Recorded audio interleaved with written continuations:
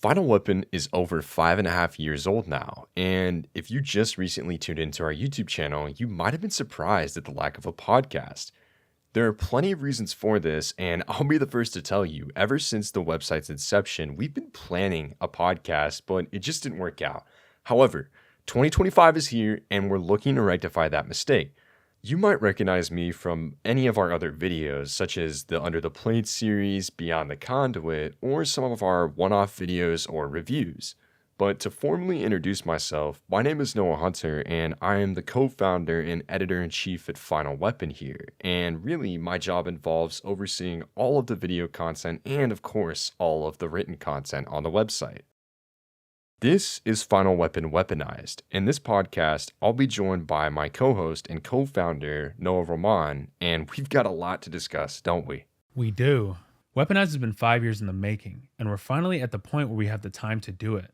My name is Noah Roman, also known as Hikari on social media, and you might remember my voice from some of the reviews and shorts on the channel. I am the creative director of Final Weapon, where I direct the aesthetic and general vision of our brand. We have an incredibly small team and still aim to cover as much as any other outlet, and this has plenty of challenges, trust me. But over the years, we made it happen, and we have an amazing team that is extremely dedicated to covering the content you've come to love. But enough about us and our origin story. We have a lot of topics to cover in the first episode of Weaponized today, so I'm going to let my co-host kick this off. Alrighty, well, I'll be honest, you're probably listening to this for our initial impressions of Switch 2, and we'll get to that. But there's one announcement this week that we kind of want to highlight because it's pretty awesome, and that's Mai coming to Street Fighter 6. Just gotta say, been loving the marketing from Capcom. It's awesome, and I really love SNK. So seeing Mai get revealed at Summer Game Fest alongside Terry was really cool, and I think it's so crazy still that before Terry and Mai, Street Fighter as a series had never had any guest fighters. And I just have to say that trailer is awesome. And I've already been practicing and playing Street Fighter 6 again. And I'll admit, it's been a while. But I'm really excited to get back into it and play Mai and mess around and hopefully not lose a bunch. So we'll see. But I'm getting ready for City of the Wolves. Yeah, I mean, dude, there's two big things I love about Mai. There's two big things I love about Mai, guys. I mean, let's be honest, guys. Let's be honest. Street Fighter 6, and that's got to be her. That's got to be her personality and her moves. No, yeah, I agree. No, amazing. She has an incredible moveset, and her personality is awesome. I'm loving Mai, man. I'm a big fan of Mai. SNK, yeah, we love it. No, absolutely. Thanks for the collab. I have to say, it's something I had to talk about at least because, I play a lot of fighting games, and recently, at least in the last couple months, with reviews and all kinds of stuff, I haven't been playing as much Street Fighter and Tekken as I would have liked, but this has been the perfect excuse for me to jump back in, and her moveset looks crazy. It does. So I'm really excited for that. And hey, man, just a few weeks out, and I am sure we're going to be seeing all sorts of stuff on Twitter about that. Yeah, So, I'm excited. Can't wait. absolutely.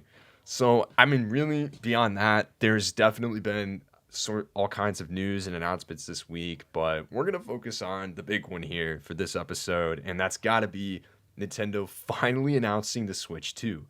And, obviously, if you've been following Nintendo Switch, I mean, the rumors of a more powerful Switch date back to probably, I want to say 2018 or 2019 with the Switch Pro. And then that never came. We got the Switch Lite. Rumors came, we're getting a more powerful Switch with 4K.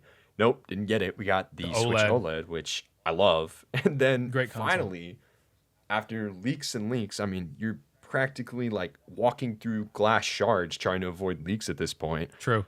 We finally got the system. So what did you think of today's reveal? Dude, I love the trailer. I think Nintendo did a great job. It's an incredible trailer.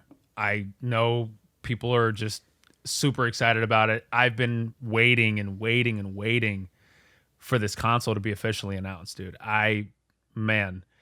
Me like owning a Switch since it came out, I've just been kind of disappointed with the performance, but I love the console overall. I think it's a great thing that Nintendo made a hybrid console. They were really good at handhelds, and the Wii, the original Wii, not the Wii U, was an incredible console. So, I mean, fusing the Wii aspects, like the Joy-Cons, kind of, if you've played the Nintendo sports game, you're getting the best of both worlds. You get the handheld and you also get the motion controls. And with the new features, we may even have more sports titles. We're gonna have like a Switch 2 sports. I know that sounds funny, but like there's just so many It's things. possible. It is possible. And man, I cannot wait to be able to play Pokemon at an acceptable frame rate. Right? I just cannot wait because it has been an unacceptable frame rate pretty much since Sword and Shield, and since they introduced this like shared world where you just go out into the field and all of a sudden people pop up, and it's just, you'd think it'd be seamless, and they wanted it to be seamless, but it just really wasn't seamless. And so, even Zelda, Mario doesn't really need it because, man, Mario, they optimized the heck out of that, dude. It's amazing. Also, what about the next Mario game, dude? I've been waiting for Mario Odyssey to have a sequel of some sort. Maybe we could have a sequel to Mario Odyssey or just a completely new game. What do you think? I mean, it's a lot. It's a lot to think about, right? So Yeah. for me, I mean, I have so much to say in response to everything. I mean, so yeah, for Mario, I mean, oh my goodness. I remember Odyssey comes out. I mean, man, I was so jealous of everyone that went to that launch event in New York. Yep. Oh my gosh, I remember. And I mean, Iconic. I was so young at that time, but I remember like, oh my gosh, I wish I could go to that event. And Odyssey to this day is still, I would say, it's in my top 25 games. It is. I think a it's the perfect best Mario platformer. game. It is. I think It it's the is, best in Mario my game. opinion as well. Yep. There's just so much that goes for it that's fresh, and it's one of those games that I really do think is like, it's hard to describe games sometimes, but It is. Mario Odyssey for me is just like the pure definition of fun. Like if I The ever cappy recommend mechanics. someone a game, yes, 100%. And just going around and seeing how vibrant each of the worlds are and everything They're like so that. diverse, I mean, dude. There's so many different biomes and like the end game and everything, and just how many moons you can collect. It's like they just expanded upon the Galaxy formula. Even the Super Mario 64 like end game world, that's just awesome and super cool. Being able to get the original Mario 64 outfits, it's awesome, dude. I love Mario Odyssey. It's incredible, but also I understand why we haven't got a sequel on the original Switch for Mario Odyssey. I mean, it must have taken forever to make. Mario has to be perfect when it comes out, especially the mainline titles. Obviously, we had Wonder. That was an incredible game as well. But I'm waiting for the next 3D Mario. yeah, I mean, I think Odyssey did such a good job of innovating and bringing new ideas forward, even after the main story rolled. The moons, like going to the literal moon, the dark side of the moon, So and all dope. that stuff was so cool. And I just, I still feel like, I mean, I put over 120 hours into my first playthrough. It was a phenomenal game. And yeah, I'm really excited to see what they cook up next. And I'll be honest, like with the reveal trailer, I think it's one of those things that if you saw the new Mario Kart, like Nintendo is clearly moving towards that kind of SNES and 64 era art and Yes. kind of making that 2D style into a 3D. Like Mario looks a little more cartoony and similar to the Wonder aesthetic. And really, I would honestly say to the Mario movie. And I think that kind of blending that aesthetic, I mean, we're about to enter a new era of Mario, I think. New generation, And, Mario dude. Kart, yeah, really, Mario Kart will be the first foray into that. But I mean, I'll be honest, as much as I would have, I don't want to say killed, but maybe for an Odyssey 2. Right. Like we're not going to get it. It's going to be something completely different. That's what I think. But I'm really looking forward to it. And for me, I think the perfect thing, and I know Nintendo's going to do this, and sorry, Sonic fans, but what Sonic Frontiers wanted to be is what the new Mario game's got to be. It's going to be open world. Yep. It's going to be. It is. Like it has to be, it will be, and I have no doubt it will be. But it's going to be incredible, and I genuinely think it's going to blow people away. Yeah. And, I want to talk about the trailer for a minute, just because I thought the trailer was great. It was. And despite the leaks, again, impossible to We seen avoid. I mean, everything. people were... I mean, there's nothing Right, we didn't right. see. We knew what Right. it looked like. We knew. I mean, I know you're gonna go through this, but man, I want to talk about in that trailer. Not to interrupt you, 24 players, it looks like we're going to be having in one race. I know that's going to be incredibly chaotic, dude. Oh, no, 100%. And I mean, that game, I mean, the fact that they're, and that really goes along with what I was leading to, was really like, I've seen so many people today online, so many people, and I'm probably going to have to make a video about this because it blows my mind. I have seen numerous people today say that this is completely unlike Nintendo. It's not innovative. It has nothing new. It's a terrible name. It's this, that. And I'm sitting here like, you clearly don't follow Nintendo as a company. Because let's take a road back to the beginning, right? Nintendo Entertainment System. What followed the NES, the SNES? Yep. Okay. What followed the Game Boy Advance? What followed Wii U? I mean, what followed DS, DSi? What followed DSi? 3DS, 2DS. You could go on and on and on and on and on. This is how the company works. This is how Nintendo works. And I'm sorry, but just because the next console is the Switch 2 does not mean it's not innovative. Exactly. And I promise you, clearly in the trailer, with the teases of optical sensors on the Joy-Con, which, what is going on there? Yeah. I have no idea. I don't know what But that's going to be like game mechanic wise. There's going to be they've something. hidden the button. Absolutely. Oh my, I mean, there's so much possibility for that. There's optical sensors in the Joy-Con. There's a hidden button, the C button. And I'm so sorry. If you don't think Nintendo is going to innovate, you need to look in the mirror. Yeah. Because I know. this company, look at what this company did on Nintendo Switch. We're not going to get more of the same. Sure, the console is going to be a little bit of more than the same, right? You're getting the Switch. You're going to be able to play backwards compatibility. But I'll be honest, like for me, as a consumer, as someone who adores their Switch and has put thousands of hours into it, I wanted a more beefed up Switch. Yeah. Because you cannot beat the ability to bring that console with you on the go and have it at home as well. And I think what they've done with Switch 2 is perfect. It's exactly what I wanted. And if you're online focusing about teraflops and gigaflops and crap like that, I'm here to tell you it's probably not going to matter. And the Switch 2 games are going to run great. I mean, there was a graphic I saw on Twitter the other day of Switch versus Switch 2 in terms of graphical power. And Switch was like X number of GameCubes, and Switch 2 is double the number of GameCubes. So Yeah. if we're getting twice as much power-ish, and probably way more than that, to be honest with you, with DLSS Yep. and stuff, like this console is going to be very powerful, and games are going to run excellently. I mean, we just put out a video today of games you'd like to see. I mean, Cyberpunk can run on Switch 2. Of course it can. Bro, we have Cyberpunk running on the Steam Deck. Square just got FF7 Rebirth to run on the Steam Deck. That's like a official, like Valve has certified this game to run on the Steam Deck. And I would say most likely the Switch 2 is faster than the Steam Deck. It's also NVIDIA technology. And Yes. I mean, think about NVIDIA. They are one of the most valuable companies, market cap wise, like in the world. And that is for a good reason. They're incredibly innovative. They keep up with the times. Nintendo knows what to do. They've been through some bad and they know what's good, right? The DS was extremely successful. The DSi, it was a slight upgrade. You know, it had Flip No Hatana, one of my favorite things ever. Had a camera on it, but it didn't really take the graphics anywhere. You know, you could play pretty much all of the, like I played black and white on a regular DS, right? Like you could play pretty much all of the DS games on the DSi. It's just, that's what it is. It's a DSi. It's just another DS. I just like the bigger screen, man. It was a bigger screen. Yeah, it was great. I'm glad that we got it. I love that console. It's an era of my childhood that I will never forget because of stuff like Flip Note Hatena and also like the voice memo. And it just was like a more smart console. It was coming out around a time where, you know, smartphones were starting to exist, you know, literally starting to exist. So the DSi was epic. And then we got to the 3DS, which had a huge performance leap.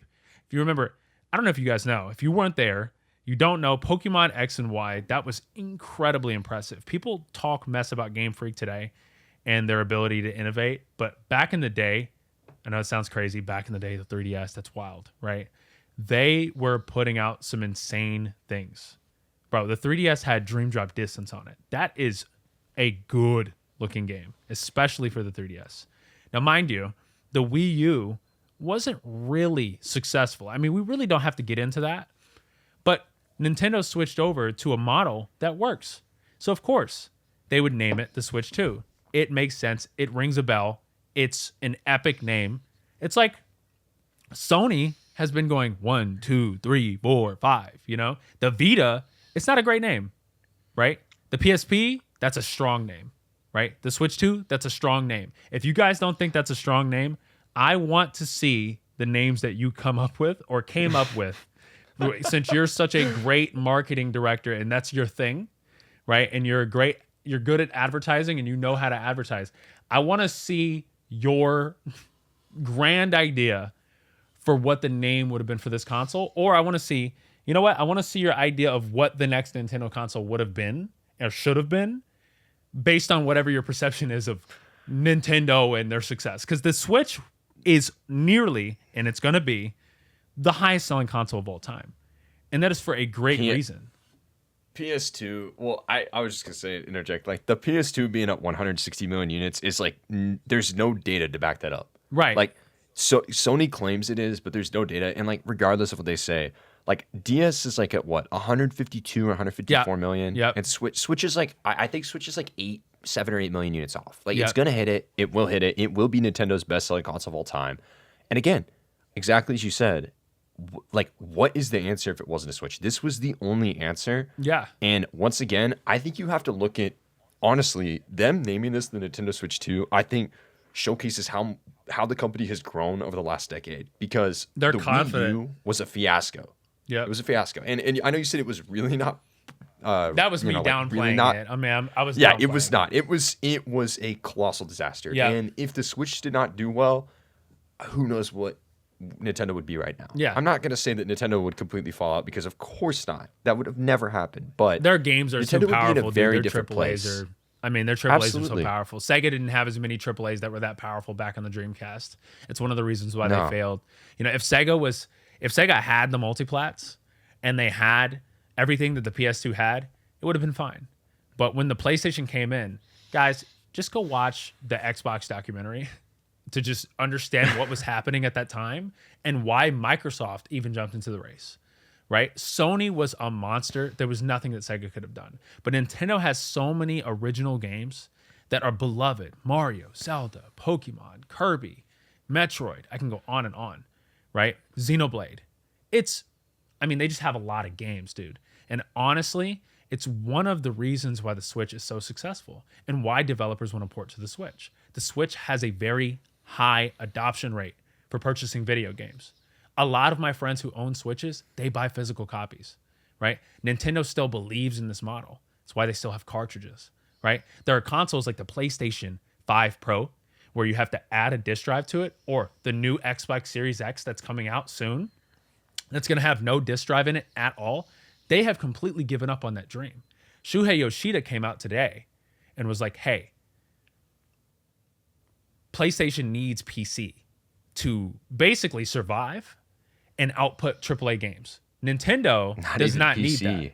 That's literally not even PC. They need remasters. Yeah, remasters. Buy their remakes. And remasters. Buy a remaster of Horizon Zero Dawn, which is literally one of the prettiest games ever, by the way. And they're just like, yeah, let's remaster it. It needs to be slightly better looking, or let's remaster Spider-Man and change the character's entire face. I know that people don't want to hear this, and I think Horizon's a fine series. I'm not going to sit here and talk badly about it. It's fine. It's not. I don't think it's amazing. I think it's fine. But I will say, what they did in that remake, from what I saw, was incredible. Yeah. And it did not need it, but it looks really West good. Actually, amazing. It looks so much better. Yeah, it really did. Forbidden West looks great, and then the remake basically the remake. It's really a remaster, but the remake they made for the first Horizon. It does look really good. I will give them that. It does. It had an incredible upgrade. And I would say the same about The Last of Us Part 1, honestly. If you're really looking at the graphics, it does look good. Go ahead. Sorry, I was just going to say, I think you're right on the money with talking about the strength of software in the first-party lineup with Nintendo. Because really, you think about the decision behind Switch 2. I've seen people comment on the logo. Why is the 2 so big? Obviously, we've learned from Wii U. We don't want it to be confusing. A, it's right in your face. It's clearly different. But B, I trust the company that has sold tens of millions of copies of games like 30 times. Consistently. Let me ask you a question. Yep. Has your favorite game outsold Luigi's Mansion 3? Ask yourself that, because I guarantee you it probably hasn't. No, it has not. It has not. There's so many games that Nintendo, I mean, just look at the data. Look at the data. Look at Tears of the Kingdom. Look at Pokemon. I mean, people say that Game Freak fell off. Like, oh, they can't make games anymore. That is a Nintendo game. Yeah. Oh, Nintendo has 33% of TPC. It's their game, dude. It's their video game, right? They own Pokemon, right? That is one of the highest selling Pokemon games, right? And that came out twice. Literally. I mean, Sword and Shield sold, I think, almost 26.5 million copies. It was a and lot. Scarlet Violet sold like 25.7 million as of now. I mean, that's going to grow with the next update. Right, exactly. So I'm just putting it into perspective, guys. They're not going anywhere. Nintendo is not going anywhere. They're here to stay.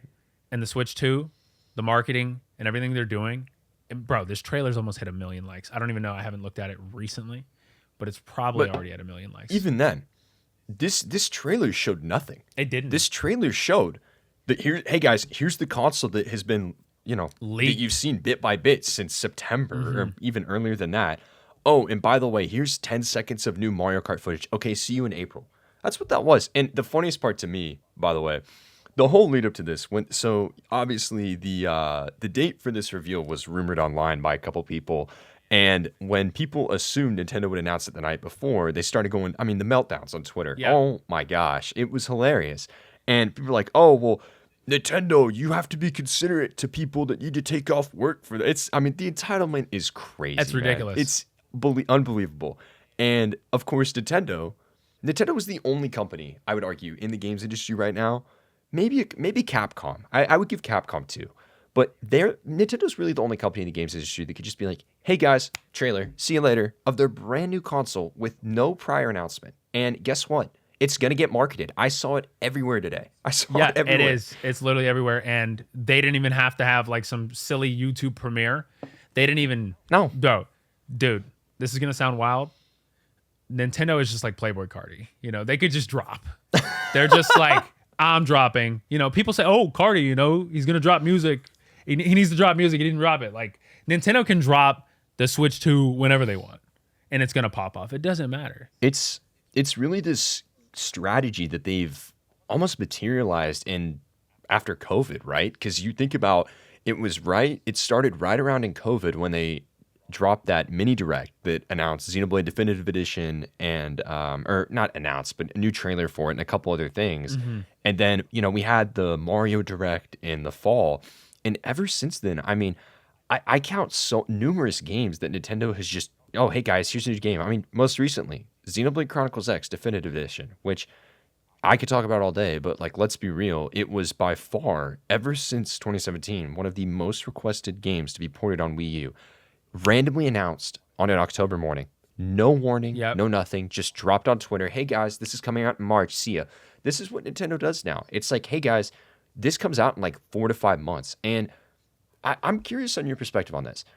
Okay. Do you like this new, strategy by Nintendo of dropping announcements and revealing things like just a few months before launch? Or do you prefer the Elder Scrolls method? And that's a little of an extreme, but like, hey, we reveal this, and it's going to come out in a couple years. Because for me, if you asked me a couple years ago, I would have said, absolutely, I want to see the game. I just want to know it exists. But after like 2 years of Nintendo doing this and beyond, like I love it because you get excited and you're like, oh my gosh, like I can see it on the calendar. It's so close. Oh, of course, yeah. Nintendo's strategy is the best strategy. It's working for them. They're selling millions, tens of millions, hundreds of millions of copies of their video games, right? They are succeeding. When I say hundreds of millions, I mean overall, right? Oh, yeah. They are succeeding more than anyone else at selling units. They are succeeding at having the highest adoption rate of any console, right? Dude, how many... God of War Ragnarok came out on the PS4 and PS5, right? And the PS4 already had... Bro, I know it's funny. The 117 million. Literally, consoles out on the floor, right? Yep. And if those aren't in your home, if those PS4s weren't in your home when you had because it's stupid. Because like if you didn't have a PS4, you had a PS5, right? They had so many PlayStations out there, and that thing did not sell that well, in my opinion, for how big of a game that is. Yeah, it sold well, but comparatively to just Luigi's Mansion 3 that people just think is a joke to talk about, like that's a huge game, right? Sales wise. And Nintendo is charging a similar amount. Yeah. They're charging a similar amount, and they're spending way less time. I just have to say, I think about God of War Ragnarok, sure. Tears of the Kingdom sold over 10 million copies in 3 days, and it was $70. And it was Nintendo's only game they've ever released for $70. Exactly. That will change with Switch 2. It will. It'll be all their games. But I don't think it'll be all their games. A majority of the AAAs, at least. Yeah. That's what I think. Because they're Mario Kart, they're Mario. But I actually think what Nintendo does is so much better than Sony and Xbox. They really look at games and they're like, okay, like what is the value of this game? Because we saw a lot of games released this year that were $49.99 or $29.99 or $59.99 or, you know, Zelda was $70, right? We've seen all over the board with Nintendo, and I think the price variability they have really helps them out. They knew that. No, I totally agree. Was a $70 game. I mean, and it was. It was. I mean, I'm sorry. I could preach this all day. That is the only game outside of Final Fantasy VII Rebirth that I genuinely feel I got my $70 worth in. Yep. Because you think about that. $70 up from $60 is a lot. Whether you realize $10 is a bunch of money. I know it's like a lot of inflation money. Is inflation, but dude, it's a big jump because you have to think about that's the bottom line, especially with video games nowadays, who are just like, hey, you get early access to this video game if you pay for the deluxe edition. It's a weird, petty strategy that video games have started to do. Publishers specifically have started to do. Is just be like, hey, we're selling you this $100 version of the game. And if you buy this game, you get to be in the talks with all the other people who spent $100 on this game for 3-4 days, right? Whatever, right? Like Sparking Zero, Warhammer, those games came out 3 days before. Sega. Yep, literally. Oh, you get to play the game before anybody else. Like the average guy who just wants to spend $60 to $70 on the game is not going to be in the conversation with you, right? No. Some of these games can be beaten within that time frame. There are people beating those games before they even come out, quotation marks. The actual release date of those games is the release date of the deluxe, not the release date of the standard edition. So no, it really does though speak just with the sales. I mean, I know you mentioned they've sent hundreds of millions of units, and really, I mean, I just confirmed because I wanted to make sure. But yeah, the number I had in my head was accurate. It's 1.3 billion units of software that's sold on Nintendo Switch. Lot. I mean, that is incredible. That's incredible. And I mean, I will say, and you know, this is something we can definitely dive into. Like, do you think that Switch 2 will outsell Switch? Wow. I don't want to say no. I think the Switch was such a huge console.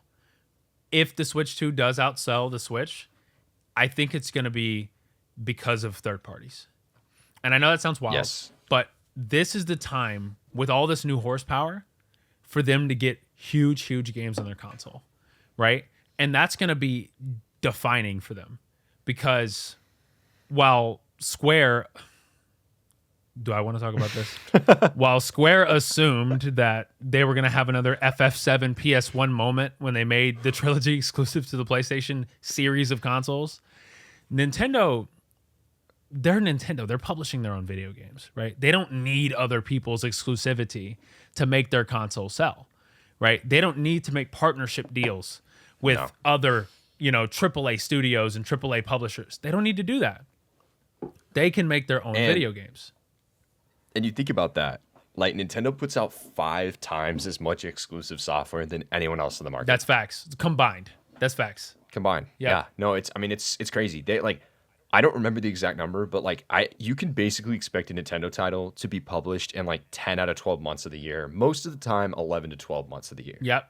We get so many games from them. They announce so many games. We get maybe one Sony title announced that actually matters. Maybe twice a year, maybe even less. I'm not going to lie. Where's Wolverine? I know. Where's Wolverine? Yeah. Well, Where's that at? Where's that at? And even like I'll be the first to say it. I mean, not we'll talk about this later on, but Of like course. Death Stranding 2 was announced so early. Yeah. And we've only gotten one trailer for it. Like I was in the audience at Peacock Theater at the Game Awards, sitting on my seat, like Kojima, get on stage. Kojima, get on stage. Yep. And it just didn't happen. And I'm still like, that game's supposed to come out this year. Where is it? Like I have no idea. And again, that just solidifies the fact that I think Nintendo's marketing approach of these games getting announced shortly before they release is just perfect. Yeah. Because you don't have any of the time for that crap. You just you announce it and it's released.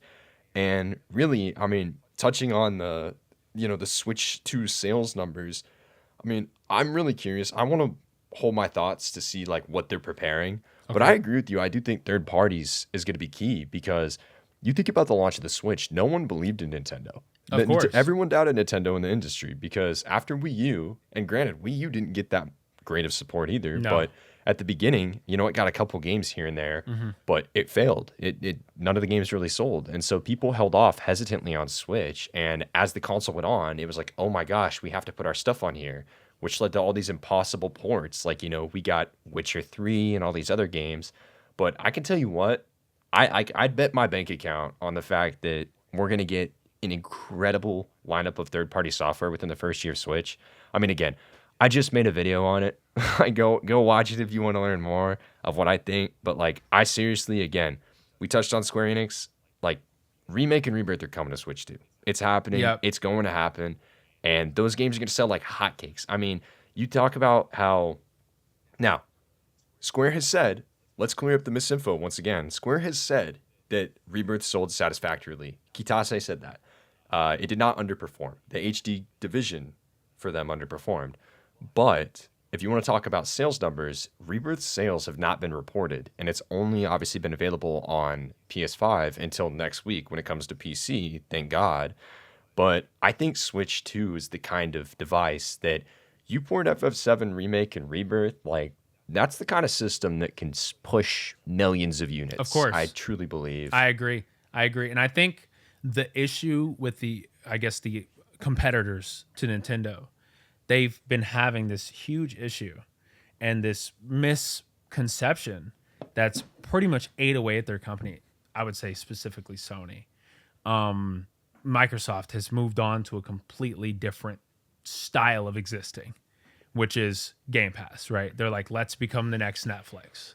This is our way to success. This is how we make our console succeed. Or not our console, but our franchise, our brand, right? As you can see, remember the freaking the Xbox trailers that they released? I think there was 2 of them where they were talking about how everything is an Xbox. Yeah, this is an Xbox. Everything is an Xbox. Is the Nintendo Switch 2 an Xbox? Because I think it is. It's an Xbox. It's going to be an Xbox, and it's going to have Game Pass. I bet money.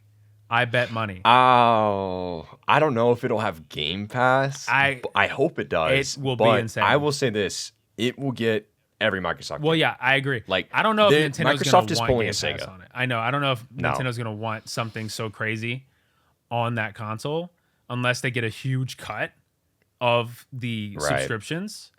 If they get a huge cut of the subscriptions, that's a whole different conversation. But what I was going to say, I apologize for this. I got off topic a little bit, but the hyperfixation that these companies, the competitors of Nintendo, have with fidelity, graphical fidelity, which is not selling units. It's not selling units. Nobody's buying your games, bro. Horizon 2, who cares?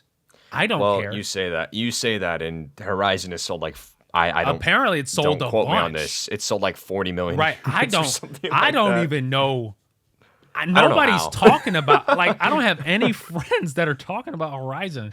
No, It's the most that's a great astroturfed thing. video game of all time. Like, It's. I'm convinced it's an industry plant. Yeah, In some it's- instances, and like again, I don't want to talk badly about games like this, but I just have to say, like, seriously, like if there was an industry plant in the video game industry, it is 100% Horizon. Yep. Because it has sold like millions and millions and millions of copies. Yet I have never met someone in person in my life that has played Horizon. I've never. Yeah. And trust Played me, it, talked like, about it, I etc. meet hundreds of people every week. Yeah. I talk to hundreds of people Yeah. weekly. I've never met someone who's played Horizon. and we're all respect to Guerrilla. Like, this is no disrespect to Guerrilla. They're Oh, incredible absolutely. developers. But I just don't know where these games are going. I don't know who's holding on to these games. I think, and this is just not me making up a conspiracy theory, this is based on things that are real. That game was bundled with so many PlayStations, dude. No. Yep. That game was bundled with It so counted. many PlayStations. It does count. They counted it. That counts as a sale. And Nintendo 100%. rarely does that. Nintendo rarely does that. Well, They do it when they make like a special edition, but or like a Black Friday version. But no. But think about that. That's the craziest thing. Not to get out, I'm getting off topic, but Nintendo released so many like themed Switches of, hey, Splatoon 2 Switch, hey, Tears of the Kingdom Switch OLED. And they didn't include the game. It was just themed after the console. It's like, okay, great. You get a themed console for $10 extra. Go buy the game. Right. You don't get the game. That's true. The only one that came with the game was Mario Kart 8 for the Black Friday deal. Right. And granted, I'm sure that sold like hotcakes, and I'm sure that's folded in. But I mean, regardless, you've sold 146 million Switches, and like, how many is it? 62? Yeah, 64 million people have bought, or 64 million copies of Mario Kart 8 have been sold. Yeah. Like, I don't know. That's everybody has played Mario Kart 8. I can tell you that for everyone knows what it is. Yep.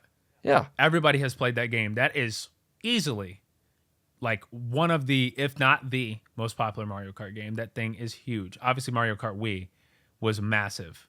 Mario Kart DS, that was my thing. I love that game to death. I played that for probably, and I'm not lying to you, I probably played it for like 5,000 hours. So I already know that I'm going to play Mario Kart 9. Just, it's going to be taking up so much of my time. I mean, I don't even have a word for it. And you're really going to be rage quitting when you finish 24th out of 24th. Oh, yeah. No, I swear to God, I'm not going to end my life. 24th, I'm not going to lie, that might make me throw my Switch. And I'm not somebody who throws things because I don't want to break my expensive tech. But like, 24th is insane. Yeah, that's pretty bad. I don't know, man. I saw some crazy stuff on that game though. Like, I saw someone tweet. There's a picture of Rosalina's cart, and it's got like skis on it, implying that there's like different terrains and stuff now. Oh yeah, which is crazy. Oh yeah, because we had the gravity, the anti-gravity thing in Mario Kart 8, so we're getting these different types of like environments. You know, honestly, bro, if that's like everybody has to hop on their skis for like the snow part, you know, like there's like a snow part and you have to be on skis or you have to be on a snowboard or like a ski mobile or something. You know what I mean? Like that would be so sick. Like just different, because we had planes. Not planes. What did we have? Not planes. We had the little parachutes. We had the gliders. The gliders, yeah. We had the gliders. Yeah. So I don't know why I said planes. We had gliders in Mario Kart 8. I'm always using that blue and white plane as my glider, so I understand. Yeah. Oh, that's why. That's why I said planes. Yeah. I was thinking about the blue and white plane. Yeah. So I mean, if we have like a bunch of different like vehicles, like I don't, dude, bro. That trailer, there's so much to speculate, because at the very last shot, there's like that gas station, right? And there's the yellow little orb, and some people believe it's a Wonder Seed for Mario Wonder, which I'm sitting here like, if that's a Wonder Seed, what is going to happen to the track? Because, you know, in Mario Wonder, you get the Wonder Seed and you just have no idea what's going on, because like the pipes come alive, the environment starts moving, and it's all like, I mean, it's trippy. It is. And if that's what that is, that would be crazy. And I saw another person today say, like, you know, the carts look different this time around. Like, there's almost a fuel tank on the side of them. So what if that's fuel? And I'm like, that would be very interesting if they added the fuel mechanic. If you had the refuel in the middle of Mario Kart. Yeah, like, right, because it was by a gas station. And you're just like running out of gas. And you're like, oh no, I'm running out of gas. And then like you're getting passed up. But I don't know. What's the rubber banding situation going to be like? Like, what are they going to do with that? You know, there's so many different mechanics that are a part of Mario Kart.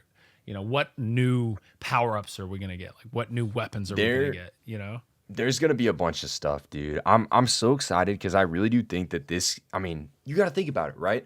And this is not discrediting their work, because Mario Kart 8 Deluxe is genuinely one of the greatest multiplayer games of all time, solely for the fact that you have 96 tracks with that booster expansion, right? I mean, it's unbelievable. It's unbelievable. And I think one of the things that's really interesting for me with Mario Kart 8 in particular is you think about that, you know, Mario Kart 8 on Wii U came out in 2014 exclusively. And 3 years later for Switch, we got Mario Kart 8 Deluxe, bringing all the DLC, all the characters, all that packed into one. Nintendo went silent for years, and then magically we got DLC with a couple new tracks, but mostly a bunch brought back, like, Waluigi Pinball, thank God, a bunch of other really good ones. But I continue to think about this throughout the last couple weeks, and I'm like, they really have probably been working on this new Mario Kart game for years, and potentially even since 2017 or 2018, initial drafts could have been started.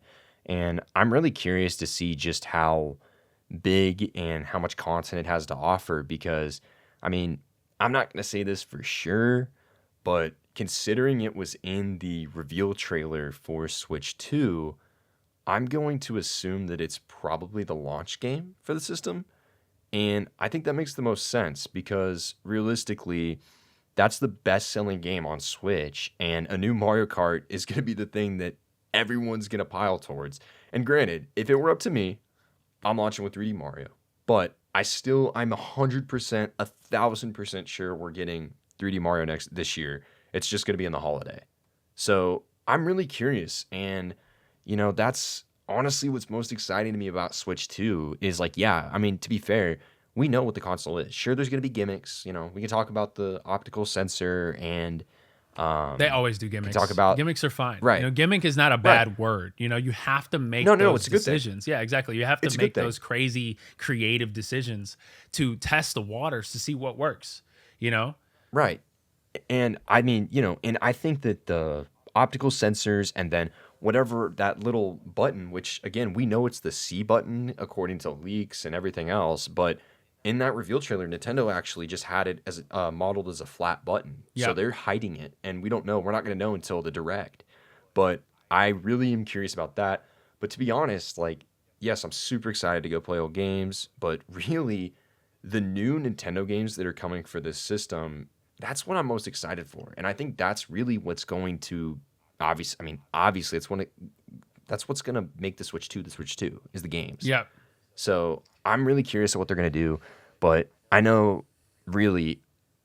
touching on my point I made a long time ago at this point, like, I don't think the Switch 2 will outsell the Switch, but I think it will sell over 100 million units and will be very successful, Yep. assuming Absolutely. that Nintendo continues this pipeline that they've built. And I think they will. Of course they will. There's no way that they're going to let up on this. Like, this is like their foot on the gas, and they're just going, dude. They're going. I mean, you got to buy into Nintendo, man. You just have to buy into Nintendo. I believe in them. I'm a PC Switch guy. PlayStation, that's cool. PlayStation is cool. But I can wait a year. I can wait. If I was the average consumer, I would just wait a year for those games to come Oh, out for sure. on PC. I mean, well, and I mean, to be honest, like, Unless you're really I think having it hankering to play them. yeah, But go ahead.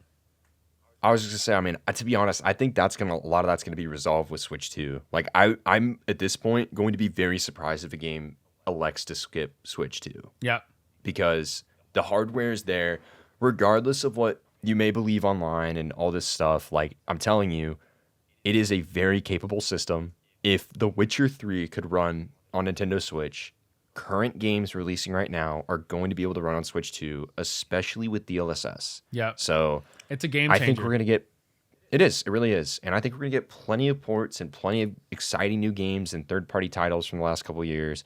But I mean, it's honestly the most excited I've been about anything in games. And I it's hard to say that because I was like over the moon for Rebirth last year, but really, I mean, I've been waiting for the Switch 2 for so long, and I'm so excited to see what else Nintendo might bring. But again, we're going to have to speculate, and I'm sure we'll have a whole episode dedicated to year one predictions and stuff in the future. Yeah.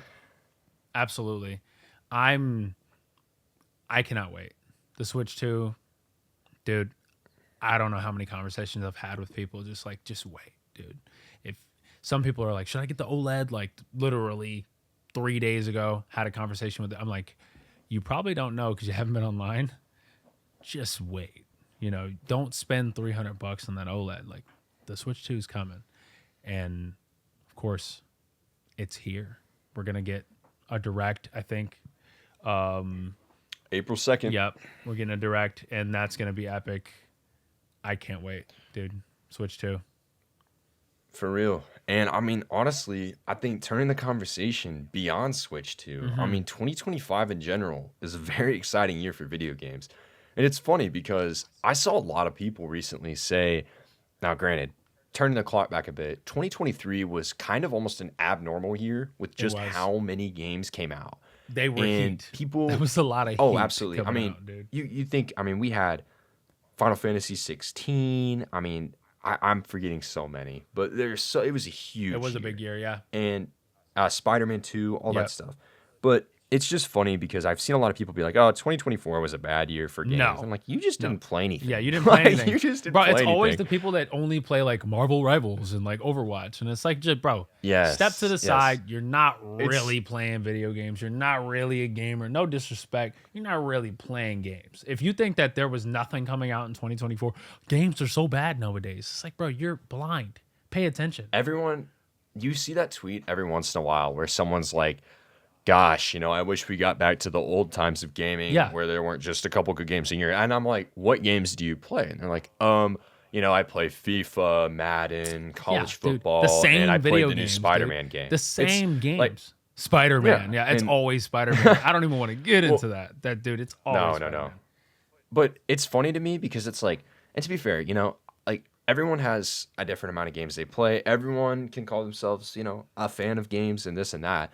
But it definitely is interesting of like what people's perspective is because like for me, I don't know, bot's a hard one for me, but played 2024 games last year, I probably played like 40 Yeah. at Yeah. least. I mean, and now granted, my job here reviewing games and stuff like that kind of requires that. It does. But I've played so many games last year, and it was such an incredible year for JRPG fans, especially. I mean, Yep. Rebirth, Persona 3 Reload, all kinds of stuff. But really, 2025 is looking incredible. And I mean, it's getting already. I mean, Freedom Wars released last week. We've got Tales of Graces F coming out this week. True. Really, I mean, there's so much coming up. And then, of course, the big one's coming next month. Oh, dude. Monster Hunter Wilds. Monster Hunter Wilds. Do you want me to start this off or do you want to go? Because we could Go for it. Okay. Go for it, man. Monster Hunter Wilds, dude. Wow. So, just to give you guys a little bit of a background about me, my little cousin, one of my favorite cousins of all my cousins, right? Huge Monster Hunter geek. Hey, Right. now, don't pick favorites. Hey, it happens. I have favorites. Everybody does. We just don't admit it. We just don't come to terms with reality. And the reality is, he was my favorite cousin, right? I have other people that are in my life that are cool. But Monster Hunter, he was the biggest Monster Hunter fan. And I remember when World came out, when World first got announced, right? When Monster Hunter World first got announced, he was freaking out. And I wasn't in the loop at all because I just never had even touched the franchise. I had watched him kind of over his shoulder playing it on the 3DS, playing on the PS2 sometimes. But I never really hopped into Monster Hunter like that until Monster Hunter World came out, right? And I remember having like an argument. This is back like before Final Weapon was really Final Weapon with like a few of my closest friends about like me just not considering Monster Hunter to be a really big deal. I had no idea how big Monster Hunter was. This is just me being honest. Like I had no idea how big Monster Hunter was. So probably like a year. I played a little bit of the beta. Wasn't there a beta for Monster Hunter World? I'm trying to remember. I think there was. Yeah. And but really, to your point, I mean, Worlds was when it really took Yeah, off. right. Monster Hunter Or, World. World. World. Yep, it's fine. It's fine. Monster Hunter World took off, and I had hopped into it around when Iceborne came out. It's wild. I know. It's like, dude, that's so late, right? I hopped into Monster Hunter World when Iceborne came out, and I loved every moment of it. It was the most fun I've had with like what I would consider to be like a live service game. I know it sounds crazy, but it is. Like a Destiny type of video game, like a Warframe type of game, comparatively, especially if you've played those games. There's a lot about Monster Hunter World that has, it is a live service game. You could play it. You don't really, people play Monster Hunter World and there's no updates coming out for that game. They dropped all the events on everybody's heads and you can just play everything that came out. But man, fighting Sharesh Valda and him doing this crazy spirit bomb and like these crazy moves. Like, dude, there are Twitch clips on my channel of me just geeking out over just the set pieces and the insanity of Monster Hunter World, and me playing that beta of Monster Hunter Wilds. That game is gonna be nuts. Like the cooking, sprinkling like little seasonings and stuff on your food, and you're just like just the creativity, the tents, setting up camp, the immersion, kind of the seamlessness of it. Because in Monster Hunter World, when you want to leave your camp, you have to it's like a transition screen. Like there's a loading screen, and then you get into whatever map you're loading into. Bro, Monster Hunter Wilds, you're just walking out there, dude. You're just walking out there, and you're there. It's awesome. The quality of life is great. One of the things I dislike the most, and Monster Hunter fans, it's okay. You can get on me for this if you want. I don't like chasing around monsters. Like, I don't like chasing after a monster for 2 minutes. Like, after I beat it up and it's like running away and I'm like, oh my God, I have to chase after this monster. I got used to it after playing Monster Hunter World for like 200, 300 hours. But, bro, having the mount now, where you could just get on the mount and just chase after it, it's so much fun. And it just makes the gameplay loop so much more fun. Like, it's so much cooler and so much easier. Ray Dow? His, like, scream, like his roar, which just sounds like glass breaking. I mean, Capcom is so creative, dude. The Monster Hunter team, they're so creative. There's so much that I want out of this game. It's actually going to be my main game of this year. Monster Hunter Wilds. It's going to be my main game of this year. It's going to be the game that I'm probably going to be playing across all, like, I was going to say 12 months, but it comes out in February. I'm probably going to play it every single month of this year. Yeah, dude. I mean, there's so much to look forward to with Wilds, and I totally agree. Like with World, I played with a couple good friends of mine back right after launch or so. Mm-hmm. But my biggest problem with it was like the extensive, like no other way to describe it, but crap you had to go through to get into a game with your friends. Yep. I mean, it was crazy. Yep. It was so matchmaking annoying. Sucked. And I'm sorry. Right, Rise fixed it a little bit. It was better. Mm-hmm. But like I can tell you, granted, obviously everyone's played the beta. There's another one coming. At Summer Game Fest last summer, I got to see about 35-ish minutes of the game just running raw. And like, dude, I'm telling you, I really don't like it. It's gonna be insane. Like the stuff that they showcased of inviting people just cohesively into the world, and poof, they're there. They spawn in. The fact that you could just the fact that you could just okay, like let's set a tent right here, boom, and you can rest. I mean, it's crazy, dude. Yeah. And I'm so excited for the dynamic weather stuff. It looks awesome. It's epic. And it's really cool. And yeah, Cap God is cooking. Cap God. I mean, they've missed like twice in the last 6 years. Exoprimal. I mean, Exoprimal, and oh my gosh, there's one more. I forget what it was, but there's one more.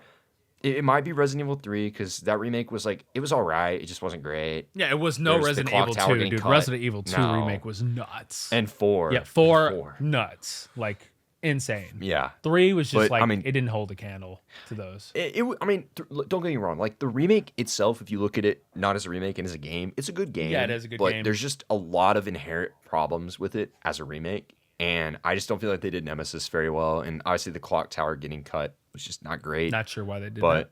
But, yep. Yeah. But, I mean, no. Capcom is awesome. They are just seriously, I mean, in terms of publishers, they're on top of the industry right now. They are. And they will be until further notice. They've proved themselves. Everything is so high quality. Where's Mega Man? And, yeah, well, hey, I'll be honest. I could see a Mega Man, like, coming back for Switch 2. I could. I will. Because think about that. They have, I mean, really, for me, in my opinion, the game that Capcom is going to release this year, I mean, obviously we have Capcom SNK Collection, but the big game that they're going to release this year, in my opinion, is Resident Evil 9. Mm-hmm. And, I mean, it has to, we skipped 2024. It's got to be this year. Yeah, we have to So get it. I think RE9 is this year. That game's going to be freaking awesome. It might even come to Switch 2, which would be crazy. Nuts. But I mean, yeah, dude, I could totally see a Mega Man thing. That's like the one franchise, and you have to remember, like, we just got that Battle Network collection last year. I think, or maybe the year before, but it was like recently. It was it was And really actually a really good collection. They did a pretty yeah, good I job mean, on it. I got it physically on sale not that long ago for like $25. I was like, yes, Yep. please. But I mean, yeah, dude, they've done so much to preserve Mega Man in terms of the collections and everything like that. I mean, it really, I don't know, it just doesn't sit right with me if there's not a game coming. I feel like there has to Yeah. be. There's too much attention on Mega Man, not for new games, but for all these collections, for there to not be a new game at some point. I you know? agree, yeah, especially with Mega Man X, which I know like people can say, "Hey, Zero is the sequel." Like, yeah, these games exist and they're good games, right? But X8 existed. X8 had this crazy, bro, there's literally like I don't want to spoil it for anybody who hasn't played X8.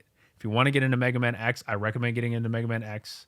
But there's an insane cliffhanger that has not been resolved. And it's just insanity. There's no resolution for this cliffhanger. It's just the end of that Mega Man X. That particular timeline is over. Final Weapon's name originated from Yeah. Mega Man X4. I actually got the name from that. So, mind you, I'm just like a huge Mega Man X fan. My name, my like Hikari, like that comes from the Battle Network games. It's actually not from Kingdom Hearts like some people think. I'm a big Kingdom Hearts fan. I have a tattoo of Kingdom Hearts, right? I'm a huge fan. But it's just like Mega Man is so cool, dude, and I just really need another Mega Man game. Speaking of games where there are people in armor that shoot, Metroid Prime yeah. 4. Metroid Prime Yep. 4, dude. I've been waiting for Metroid Prime 4. I'm not going to lie. I played the games as a kid. I never really beat any of them. I was in the middle of beating the first one on Twitch. I get sidetracked with so many other things. One of my close friends, he is a huge Metroid Prime nerd. Metroid Prime 4, this is actually against the examples that we previously stated that Nintendo would announce a game and drop it really soon after. Yeah, Man. yeah. This is the last one they did. Yeah. But to be fair, that was like mostly after COVID. It's true. And Metroid Prime 4 went through a lot of development hell. Genuinely. I mean, I'm being completely honest. Like, there was a lot of news coming out of that studio where things were just going in and out and in and out and in and out. Well, remember, it was first at Bandai Namco. Yep. And then Nintendo, like, did just the story, it wasn't working, and everything got scrapped, moved to Retro in 2019, I believe. And then really just from there, it was just dead silence until, the first glimpse of Metroid we got was Metroid Prime Remastered, which was an incredible Impressive. remaster. I mean, that game looks so impressive on Switch. Metroid it's Prime, seriously amazing. Sorry to interrupt, but No, Metroid absolutely. Prime, like, Metacritic wise, like those are some of the highest rated video games of all time, dude. Like literally, especially the first one. Nintendo was not willing to mess that up. And that's why it's taken them so long, because it's a game franchise that it's a series, that specific series, the Prime series, is a series that they've kind of left dormant for a while, and they normally don't do that. Metroid didn't really have any big games coming out, I think, until the 3DS game came out. Samus Returns. Samus right? Returns, yes. And then they dropped Dread, which was mind-bending. Dread was mind-bending. And that saved the franchise. It did. And I mean, we could, I'm sure when we're looking back at the Switch in the future, we could talk all about this, but there's so many franchises that were literally saved by Nintendo Switch. I mean, Metroid is one of them. It is. It's true. It's true. Metroid Dread, that needed to happen. Mercury Steam, shout out to Mercury Steam, dude. I actually love Lords of Shadow. If you guys haven't played that game yet, you have to pick that game up if you haven't played that game. Metroid Prime is a game series that needs to exist. And I believe... So... Go ahead. I was going to say, so if it needs to exist, where's 2 and 3? Oh, I know. We need the trilogy to be complete. Like the original trilogy, we need the remasters for those. Seriously. Especially Metroid Prime 3, because the Wiimote... There's a lot of work. Yeah. It'll be dope, especially if they port those controls to Joy-Con. It's going to be awesome. It's going to be really cool. We definitely need Metroid Prime 4 to come out on the Switch too, which it will. And I'm sure they're going to have like a higher resolution, better looking version of it. Oh Oh, for sure. I mean, I think the interesting thing for me is kind of thinking again about like Prime 2 and 3. So, you know, I would imagine, just based on intuition and I mean, I'm not sure intuition is the right word, but based on my guess, I would assume that we're going to get a regular Nintendo Direct next month. And I We probably would will. guess, I would guess that Prime 2 and 3 kind of have to be there, right? Right. And the rumor forever has been that Prime 1 was so much work that they put it into its own release as remastered. Yep. And Prime 2 and 3 are remastered and tweaked quite a bit, but they don't have the same graphical fidelity as 1, which understandable. But so that's like a package is 2 and 3. That So would make a lot of sense. I feel like, yeah. And I feel like, I mean, I don't know when Metroid Prime 4 this year is going to come out.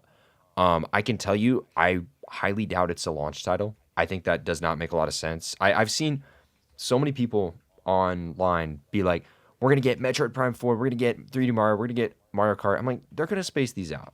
I think we'll get Mario Kart at launch, and I think we'll get Metroid Prime 4 a little bit after the launch of the Switch 2.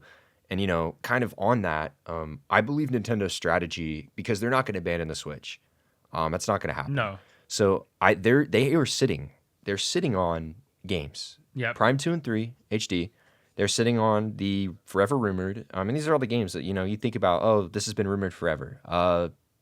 Fire Emblem Genealogy: The Holy War remake has been rumored forever, and Zelda, Twilight Princess, Wind Waker HD. Yep. And Dude. on that, I mean, I think they're saving those games to act as buffer games for the Switch and the Switch 2 as like, hey, Switch 2 and Switch fans both get a release this month.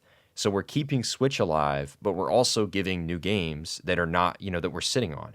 And I think that in the case of Twilight Princess and Wind Waker, it makes a lot of sense why Nintendo's held off. Because think about it. Like, why, people are like, oh, why didn't they release it here or there? I mean, we've had a Zelda game every single year of Switch. I mean, we got Skyward Sword HD, we got Link's Awakening, we got, in 2023, Tears of the Kingdom. Last year, we got Echoes of Wisdom. We got Cadence of Hyrule, Breath of the Wild. I mean, the list goes on and on and on and on and on. Yep. So I think holding Twilight Princess and Wind Waker HD for this year and dropping it as a game of like, hey, Switch 1 owners, here's a new game for you, and Switch 2 owners, here's a game for you as well. That allows Nintendo to space out these major titles for Switch 2 while also still keeping the Switch alive and kind of dragging it on a leash behind, right? We need all of these remasters. I've been waiting for them to take those HD versions because they came out on the Wii U. Wind Waker HD and Twilight Princess HD came out on a console that nobody really bought. I mean, we've had this conversation about the Wii U. I mean, I've been talking about this since the Switch came out. Like, bro, I'm not going to lie. I think I spoke about it when the Switch came out. When the Switch was announced, I was like, they need to port these HD games because they ported Mario Kart. So I was thinking they were going to port the other Wii U games, like obviously Xenoblade Chronicles X, which is getting a port. It only took 10 years. Oh my God, dude. It's insane. It's taken a while.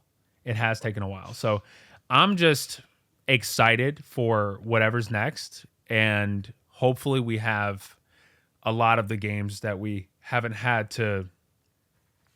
Hopefully we have the games that we didn't get on the Switch 1 on the Switch 2. Like they've been. Well, bro, go ahead. I was just going to say, I mean, I think the beauty of Switch 2 that a lot of people aren't realizing is like, obviously it's backwards compatible, so there's not going to be ports. Like everything is there. Yeah, you don't have to port Switch 1 games. So the stuff that we're going to get is like, again, they've been sitting on this. Like I genuinely think Jeff Grubb talked about, and Nate the Hate and all these people who are considered somewhat reliable in the community talked about Twilight Princess and Wind Waker like probably in 2018 or 2019. They did. Like it's been talked about since then. And we know how Nintendo works. Remember, Fire Emblem Engage was finished like months and months and months before it came out. Yeah. And they just sit on games. That's what they do. And it's smart. I mean, look at how successful they've been, and because they've been able to sit on games. And that's why I guarantee you they're doing the same thing for Switch 2. They probably have all these games already finished, and they're just sitting on them. That's true. And I think, the other game that was recently rumored, in addition to Zelda, I mean, Kirby Planet Robobot. Yep. It's apparently coming to Switch, Yep. right? I mean, there's so many games. That's the thing for me that gets exciting, right? Beyond, I'm super excited to experience Wind Waker HD and Twilight Princess, right? But beyond that, like the games that we're getting are probably going to be from the Wii era, the GameCube era, even. My right? God, I Which know. is super exciting, bro. Galaxy 2. When that, yeah. Where is that, bro? Oh my God, dude. When that, when that like Mario like 3D All Star, Mario All yep, Stars. the Mario All Star collection of 3D Mario All Stars. When that got announced and there was no Galaxy 2, I was like, I like Galaxy 1, but Galaxy 2 for me, that is the one. I mean, I'm a big Galaxy 2 fan. I know. But Galaxy 2, we needed that. And honestly, That was the most Nintendo move ever. it was. And I feel like Nintendo's been holding off on these things because they want to release them strategically. They have these strategic windows. They're not in a rush to make money off of these ports. They want to make sure that people have money to buy them, number one. It's what I would think. If you're a company as smart as Nintendo, you're considering, hey, maybe we should space out these releases so they make sense financially for our consumers, right? On top of that, it needs to make sense financially for them. They have so much stuff that they haven't released, I would assume. They're just sitting on it, dude. And they have so many teams. Bro, they have a lot of games. They could drop these games at any moment. We don't even know. Absolutely. As we've seen. As we've seen, they could just literally say, hey, we've been working on this game forever, and it's coming out in a few months. So... Oh, for sure. I mean, yeah, they're sitting on so much stuff, and yeah, I totally agree. I mean, I think I think it really has been on their part with especially the ports because we have we have to think about like what was 2024, a bunch of remakes and remasters and ports. True. And that's completely fine. Most of them, all of them are great, and I had a lot of fun with every one of them that I played. But I think from Nintendo's perspective, it's like again, how do we keep our Switch 1 user base from just disappearing while we introduce Switch 2? And that's the answer is these, it's backwards compatible. Right. So you can say, okay, we're dropping Twilight Princess and Wind Waker on Switch, but hey, Switch 2 owners, buy it as well. It's a game for you. So I think that's how you're going to address, I mean, that's kind of what Sony did with like God of War, Horizon, and some big games like that. But we're like, hey, this runs better on PS5, but you can also play it on PS4. But I think Nintendo's going to take much different approach. Of course. Instead of saying, hey guys, here's our 3D Mario game on both. Like, no. Of course. You're going to say, hey guys, here's our, here's the remasters and remakes that you've been waiting for, but you can play them on both. Yeah, and I don't think Nintendo... And that'll last for probably 2 years, I would say. Right. I don't think Nintendo is going to waste resources trying to remaster games that are already backwards compatible, like how Sony wasted resources remastering and remaking games. Like, they're not going to do that. They already have those games. They don't really need to remaster them. I mean, whatever they're going to do, it's going to work. I've overheard that Pokemon may be getting some upgrades, which it does need. That's a rumor. This is a rumor. But we need it. It needs to happen. I mean, I believe it. There's a lot of Pokemon in a lot of people's like collections. So, I mean, that's what I mean. Like, there's a lot of... I don't know if they're going to do Sword and Shield, but they definitely need to do Scarlet and Violet.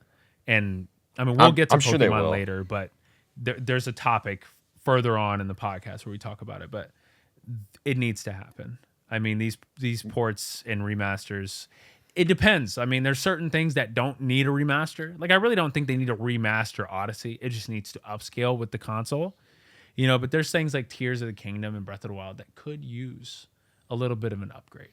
You know what I mean? So with that, do you really say that's a remaster? Because I see that as like, hey, we're going to do more of like an enhanced patch. Just an enhanced patch. So, like something like when the PS4 Pro came out. And I know I'm not talking about the PS5 Pro, but the PS4 had so many video games. So it was like, they even did a infamous Second Son, like 4K version. Yeah. Which, by the way, what is going on at Sony, Sucker Punch, etc.? I appreciate the games that they're releasing. They're cool games. But man, there was a time period where, and I know I'm getting really off topic, but this is relevant for me, where Sony was releasing Sly Cooper, Jack and Daxter, Infamous. I mean, there were games just from the PS2 to the PS3. They were releasing diverse levels of heat. I mean, it was not just like third person shooter, third person shooter, third person shooter, third person action game, gorgeous video game that is slow and story based. You know, we did not start off video games with stories. We started them off with gameplay, Pong, Pac-Man, etc. You know, Nintendo understands that video games are meant to be played, and story games are great. I love Death Stranding. I love Final Fantasy. People's biggest issue with Final Fantasy 16 is that there's a lot of exposition, there's a lot of dialogue and a lot of cutscenes. If you've never played a Final Fantasy game, you know, just be quiet. Because I mean, that's every Final Fantasy game since what? Like FF7, FF6. I mean, we can go back to FF1 where, I mean, there's a lot of dialogue. Those games are based on dialogue. RPGs have a lot of dialogue. But what I'm saying is Nintendo understands video games, and they understand it more than anybody else, and they know what they're doing. So I want to pivot to a story game. I think it's time for us to pivot to a story game that we've been waiting for. A game that is primarily, I mean, there's gameplay.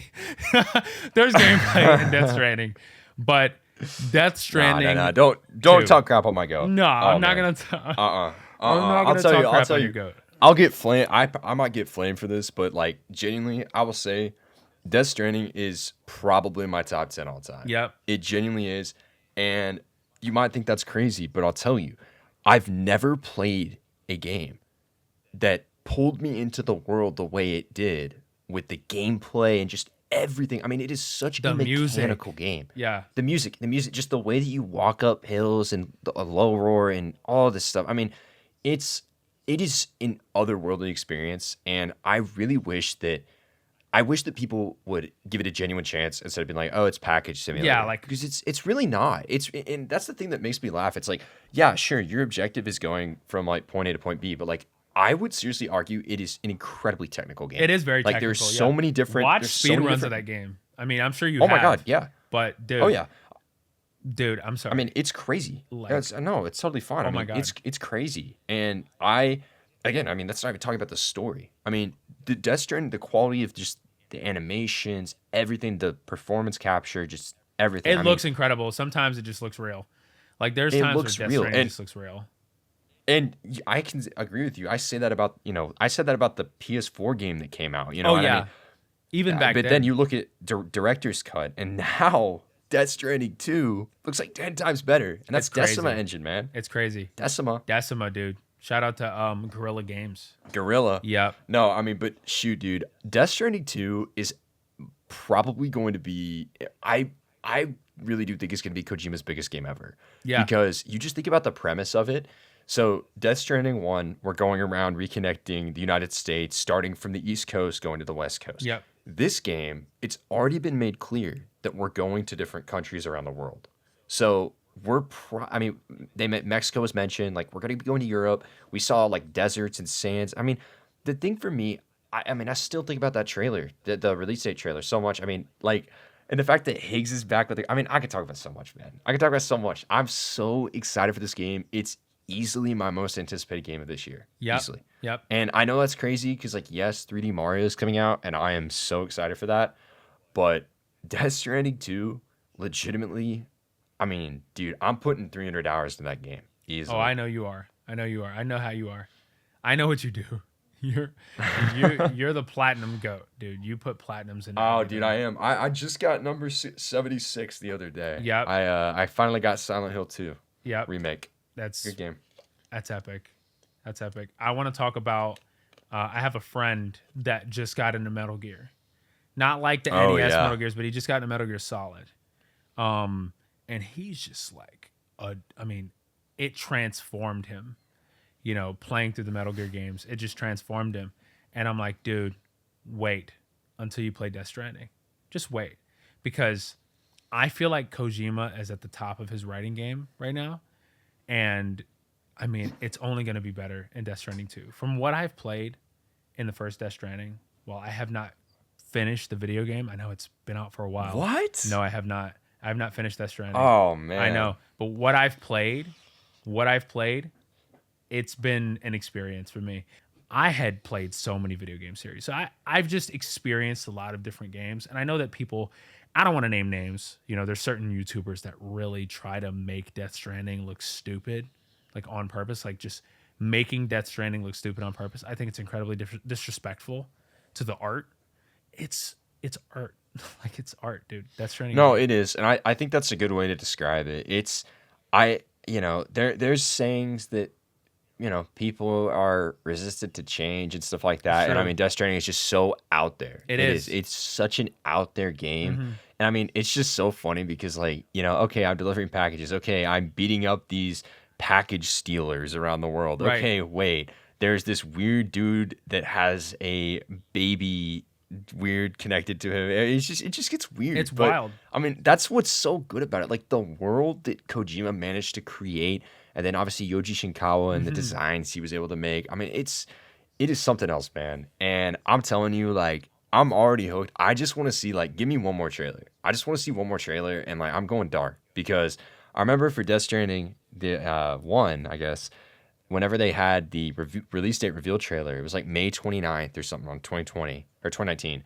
And they had the Apocalyptica song, Path. Right. And it was just, I mean, Kojima's trailers are just something else. But that trailer his for Death music Stranding 2 was just blowing my mind, by the way. That was oh blowing my God, everybody's I know. mind. And it just goes on and on and on and on and on. And you think you see it all, and then you play the game and you're like, dude, what? Like, Yeah. I still, man, it is genuinely one of the craziest experiences. And like, I know we talked about Switch 2 earlier, but my gosh, I hope Death Stranding comes to Switch. I know. too, because that'd be epic. wow, I'd really would be appreciate a that. game, Kojima man. Productions, I'd really appreciate that. We would all appreciate it. I want to talk about Kojima, and I don't want to name any names. I don't really have any names to name here, but people who think that Kojima should just make movies, you're being ridiculous. The point, what makes these games so special is that they're video games. Like, that's what makes these stories so special, is you're interacting with them. And it's the way that you're interacting with them that makes them special, right? And Death Stranding kind of just being this like kind of long walk, that's what it feels like sometimes. It's just this long It's walk. a journey. It's a journey. Yeah, it's a journey. You resonate with Sam. Like, that's the thing. Like, I totally agree with you. People just look at it face value. Oh, it's just this 12-hour cutscene. It's like, no, to really get the most out of the game. I mean, you are Sam Porter Bridges. Like, you are the one delivering the packages. So the struggle of it all like builds up, and you resonate. He really puts you in the main character. He does. And you can't replicate that with the film. And they're making a film of it, which I'm so interested to see how that turns out. I'm sure it'll be fine, but it's so interesting, man. Like, there's so much that people are like, oh, I wish we could have a film of that. But I'm like, there's a reason all these stories are in games, and they couldn't be done anywhere, like done it elsewhere properly without being a game. That's true. It relies so much on the gameplay element of the player, of the perception of everything beyond that. You just don't get that in film. I agree. And Death Stranding, it's a gorgeous game. Death Stranding 2 is going to be more gorgeous. But there's a game that I think is going to be one of the most gorgeous games. Grand Theft Auto 6. Man, yeah. Cyberpunk. This is the one. Like, Cyberpunk, to me, is consistently one of the prettiest games across the board for facial animations. And, I mean, there's a lot going on, especially if you've played it on, like, a new powerful computer and you've experienced path tracing. Like, I know GTA 6 is not going to be on PC for like a whole year. I'm sure the new consoles will do it justice. GTA 6, it's been a while. GTA 5 came out on the PS3 and the Xbox 360. I mean, it has been a very long time. I played so much of GTA 5. Definitely not as much as everybody else. I mean, I've played probably 1,000 hours, but man, there's people out there that have played tens of thousands of hours of GTA 5. I get it. There's other games out there, guys. I know there's other games, but I have to play other video games. I can't just play GTA 5 forever. It's addicting. It is dude. addicting. Like, the online and how they updated it. Noah, yes. like online. the casino when that came out, that was nuts. Remember when the heist The first casino came update. out? Yes, because I was gonna say the casino update was so crazy. Because like, I mean, I've got the maxed out penthouse. I've got everything, man. It's so funny because I'm like, man, we're really gonna start from scratch with We GTA are, 6 yeah. because oh my gosh, with GTA 5 online, and it's still actually doable. It's so funny they never patched it, but there was a time period, and I want to say, it might have been. I think it was during 2020 or hmm 2019. But I and a couple really good friends of mine, we just played the crap out of GTA Online and got back into phase and did all the heists. And there's actually a glitch with the Bogdan heist, right? You Yeah. get the submarine. Oh, it's really a really fun heist.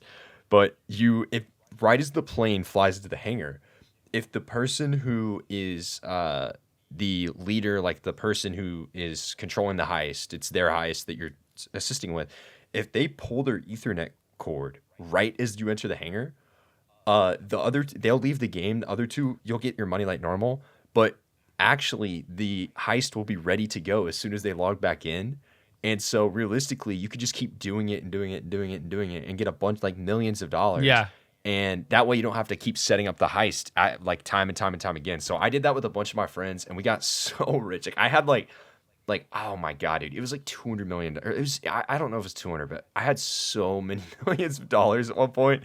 It was You were ridiculous. rich. And oh yeah, no, I was living high life. I mean, I had the gold plane. No reason to get the gold plane, but I had the gold plane. Yep.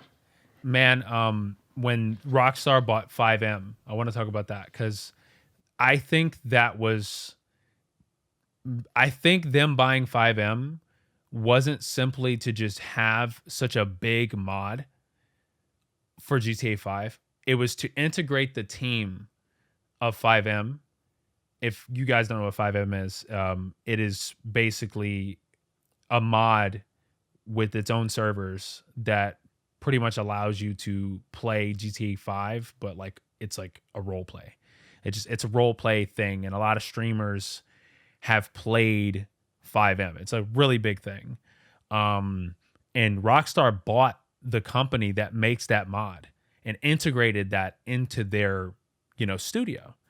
And so I think GTA 6 Online is going to be really elaborate because if you've seen like if you've played it yourself or if you've seen people play GTA It's 5 crazy, like dude. 5M, it's insane. Like the functionality, like it's just so elaborate. It's really elaborate. It is like a simulator. Like if you think about like Baldur's Gate 3 or like something like Planescape where like the RPG is like a simulator, compare that to like what's a standard RPG? Like just Dragon Quest, right? Like compare and by the way, I think Dragon Quest is amazing. What? Dragon Quest is amazing. I mean, like in terms of I'm not disrespecting Dragon Quest. I'm being serious. I'm really trying to figure out where the comparison is So drawn here. Dragon but I'd Quest, let you Dragon go Quest is an RPG, right? on. Right. Baldur's Gate 3 is an RPG, but there's a Okay. level of simulator to Baldur's Gate 3 that Dragon Quest is not. And I'm not saying Baldur's Gate 3 is better than Dragon Quest. Like I'm not saying that. What I am I saying, think I understand what you're saying. right? What I am Yeah. saying is that the difference between GTA Online and 5M is substantial. Like it is a simulator, right? Because there are RPGs that are simulators, right? There's like Deus Ex. The original Deus Ex is incredibly meticulous. It's like you have a billion options for dialogue, and there's so many different things you can do, right? That's what I think they're gonna, not literally like an RPG, like I just said, but they're gonna have. This is just speculation, but I feel like they bought that studio for a greater reason, and it's to integrate those role play mechanics into GTA 6, and make the online for more sure. elaborate than ever. Because that's the upgrade that they need. It's not just, oh wow, it's better graphics and you're flying and shooting like normal. Like there's gonna be way more elaborate interactions in that game. It's gonna be addicting to play. It's gonna be an addicting video game to play. You're just gonna have so much creativity and so much customization. I'm so curious though. Like, is online gonna be there at launch? Because it wasn't for 5. I don't I'm think like, it will. if it isn't at launch, I'm gonna be so disappointed. Mm-hmm. Because like, to be fair, like yeah, sure. Like yeah, the story mode in GTA 5 is amazing. The story modes in GTAs are awesome, but like GTA 5 online is where I've spent 95% of my time. Of course. So I'm going to be really disappointed if we don't get online. And I don't know, man. I mean, I'm really just waiting for the PC release too, but I'm going to have to use my sad PS5 that just plays reviews. Sorry. And Rebirth. It's my Rebirth mission. Hey, that's what it is. Remember the Maximilian dude tweet? For 5 more days. Yeah. For 5 more days. The Maximilian dude tweet, bro. Like, that dude's not getting another sponsorship, man.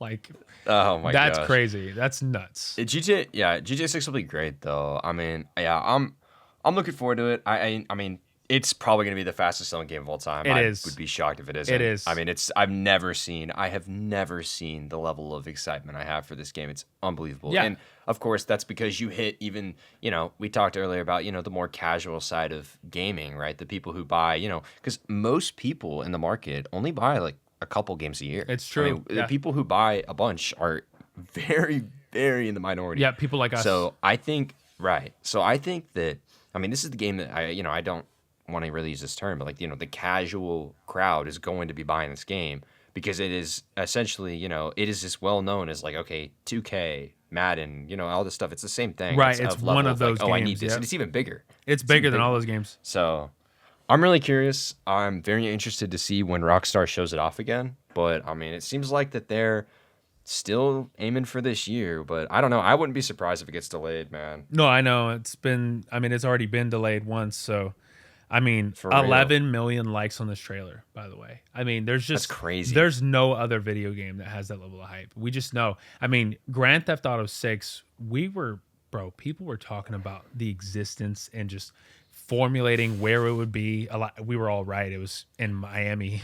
Like, everybody knew it was going to be in Vice City, or where it's in Florida, right? I mean, we just knew. We had a feeling. Everybody had a feeling. But the amount of like fake leaks, you remember the YouTubers that used to just make like fake discs and stuff for like GTA 6? Like, for years, there's dude. no other video game that's been like hyped up like that, because no other video game takes 10 plus years to make.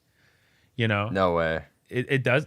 Like, Kingdom Hearts 3 is probably one of the only other examples of, like, obviously we had an announcement for it, but back when I played KH2 and finished it, man, me and my cousins, bro, like talking about KH3 and formulating what it would be, like the ending with Birth by Sleep, like that to me, I thought was going to be one of the biggest games ever, because I was living in my bubble where I thought KH was the biggest game ever because everybody was talking about it. Like, KH, actually, when I was a kid, people at school knew what KH was. Like, everybody was playing Kingdom Hearts, surprisingly.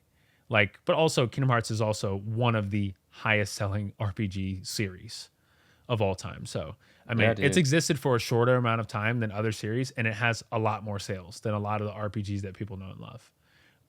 So absolutely. I mean, it's gonna be really interesting. And I mean, beyond GTA 6, I mean, there's still so many more games coming out this year that we have confirmed of right now. Right. Like, I think one that I know you're a pretty big level 5 fan. I am. I mean, huge. Dark Professor Chronicle. Layton and the New World of Steam is supposed to be coming out this year, and we haven't had a new Layton game in a long time. That's true. Yeah. Professor Layton. I wish that I have played. I wish I could say I've played a single Professor Layton game, me being a big level 5 fan. But I mean, I grew up with Dark Cloud, right? Like, that was like the game that really took level 5 into new heights. Like, it was Dark Cloud 1. It was published by Sony, and it was supposed to be their Zelda competitor. They had this PlayStation magazine where it was just like, this is the Zelda competitor.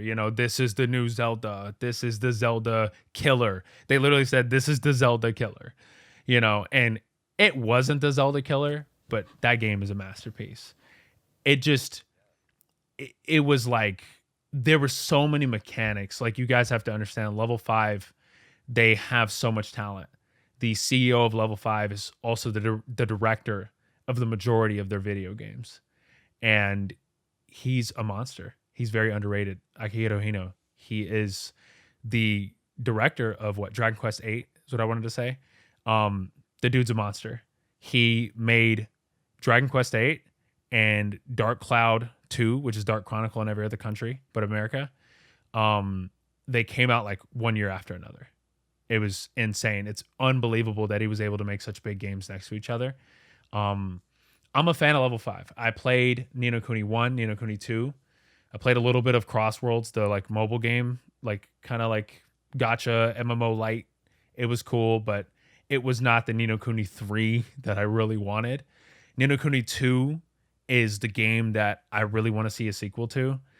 I feel like for me, Ni no Kuni 2 is like a 9 out of 10. Final Weapon hasn't given an official score for it because we didn't exist when that game came out originally. But I probably would have gave it a 9 out of 10. There was things that were missing, like the story kind of fell off and got a little strange as time progressed. But you know, the overworld could have been a little more elaborate, could have been a little cooler. But I think level 5, people thought level 5 was done after like it seemed like they had pulled out of America and stuff like that. Like I don't know if you remember that, but like it was wild. And I was like, dude, no way. Like one of my favorite studios ever. And I know people can say, hey, you haven't played Professor Layton and you haven't really played Yokai Watch that much. Like, how can you really be a level 5 fan? Like, I'm talking about like, I'm a fan of their big games. Like, you know, and I know Yeah. it's. Well, I mean, Leighton. Speaking of Leighton, Leighton sold like 18 million units. Yeah, I It's didn't even know it was crazy. that big. I had no idea it was It's that big. huge. Yeah, and I mean, it's really cool because this new game is actually a sequel to the third game in the original trilogy, which came out in 2009. Right. So it's It's basically crazy. 14 years in the make, or not even 14, like 16 years in the making. It's been a minute, It's crazy. dude. So yeah, it's cool. It's really cool, and I'm probably I going to think get that'll into be, it because of this new Yeah. release. I'm going to have to get into it. I need to support this company, you know?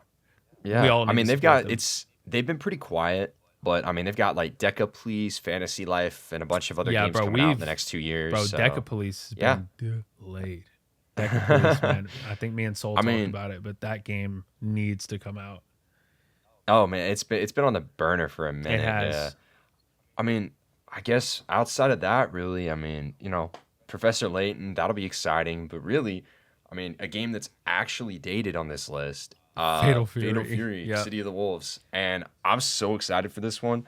I mean, it's unbelievable how long the wait for a new Fatal Fury's been, and I am just so happy that SNK is where they're at right now. Right. Because there's so many games coming out.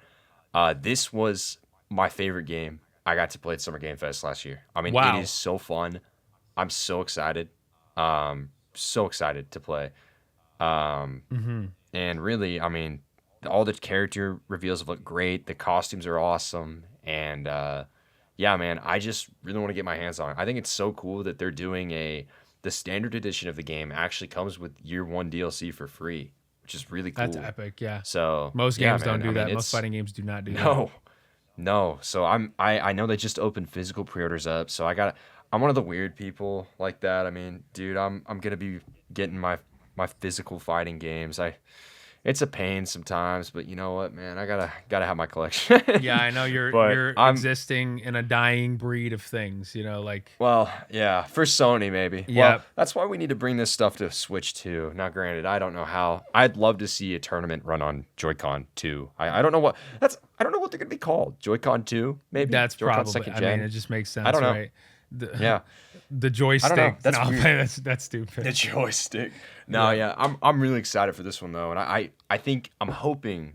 I mean, it's gonna be at Evo, so it'll be in front of a bunch of eyes. But I'm hoping it takes off and does really well for SNK because, I mean, they put so much effort into this game, and I honestly think that the Street Fighter collaboration with obviously Mai and Terry is gonna do really well to help push people to City of It the Wolves is, as yeah, well. it is. We need that in order for people to really get excited and also get people who are not aware of Fatal It's Fury. all about exposure, man. Yep. Absolutely. So let's talk about our next topic because we have another game on this list that I think the last entry was subpar. Borderlands 4. I Yeah. want to be nice. I'm going to try to be nice. Gearbox, I don't know where this came from or like how this came to fruition. That Borderlands movie was awful. I assume this game exists to make up for that. I don't feel like the graphics look any better than Borderlands 3 unless I'm crazy. I don't want to say that I don't want to. Here's what I'm going to say. I am convinced that this game just came out of nowhere. Like, I don't know. It's like it feels like they just made a few Oh no, it models. didn't. I don't know. It's they've been working on this for a I'm minute, sure they dude. have. I'm telling I'm sure you, they have. they were so excited because I went to the Game Awards this year in Los Angeles, and Yeah. I was staying at my hotel, and I get down to the lobby, and the guy that just walked out of the elevator next to me is Randy Pitchfork because he has a giant jacket, and it has the big. I mean, you saw it on screen. It has the biggest yellow obnoxious 4 painted on the back of it. Yeah. And I was like, I saw that and I'm like, oh my gosh. But they were, I mean, the team actually was staying at my hotel and they were so excited about Borderlands Well, 4. yeah. I mean, I'm wrong. it looks good. I'm I'm wrong. hoping it looks good. I'm hoping it's good. I didn't not like 3. 3 I was thought okay. the gameplay in 3 was good. It had great The story gameplay. just really fell The flat. story comparatively to Borderlands 2. See, I had came off of playing was it Tales of the Borderlands? That game, yeah. I mean, it's canon. It's a part of the story. Yeah.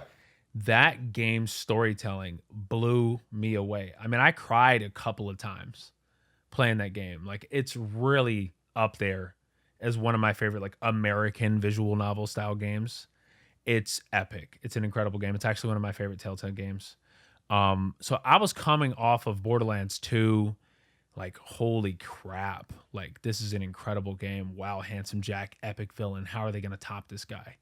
You know, and then we got to Tales of the Borderlands, and you have Reese, and you have these, like, this resurrected, you know, kind of, if you've ever played Arkham Knight, like this persona of Handsome Jack is inside of his mind, you know, and it's like just a wild experience.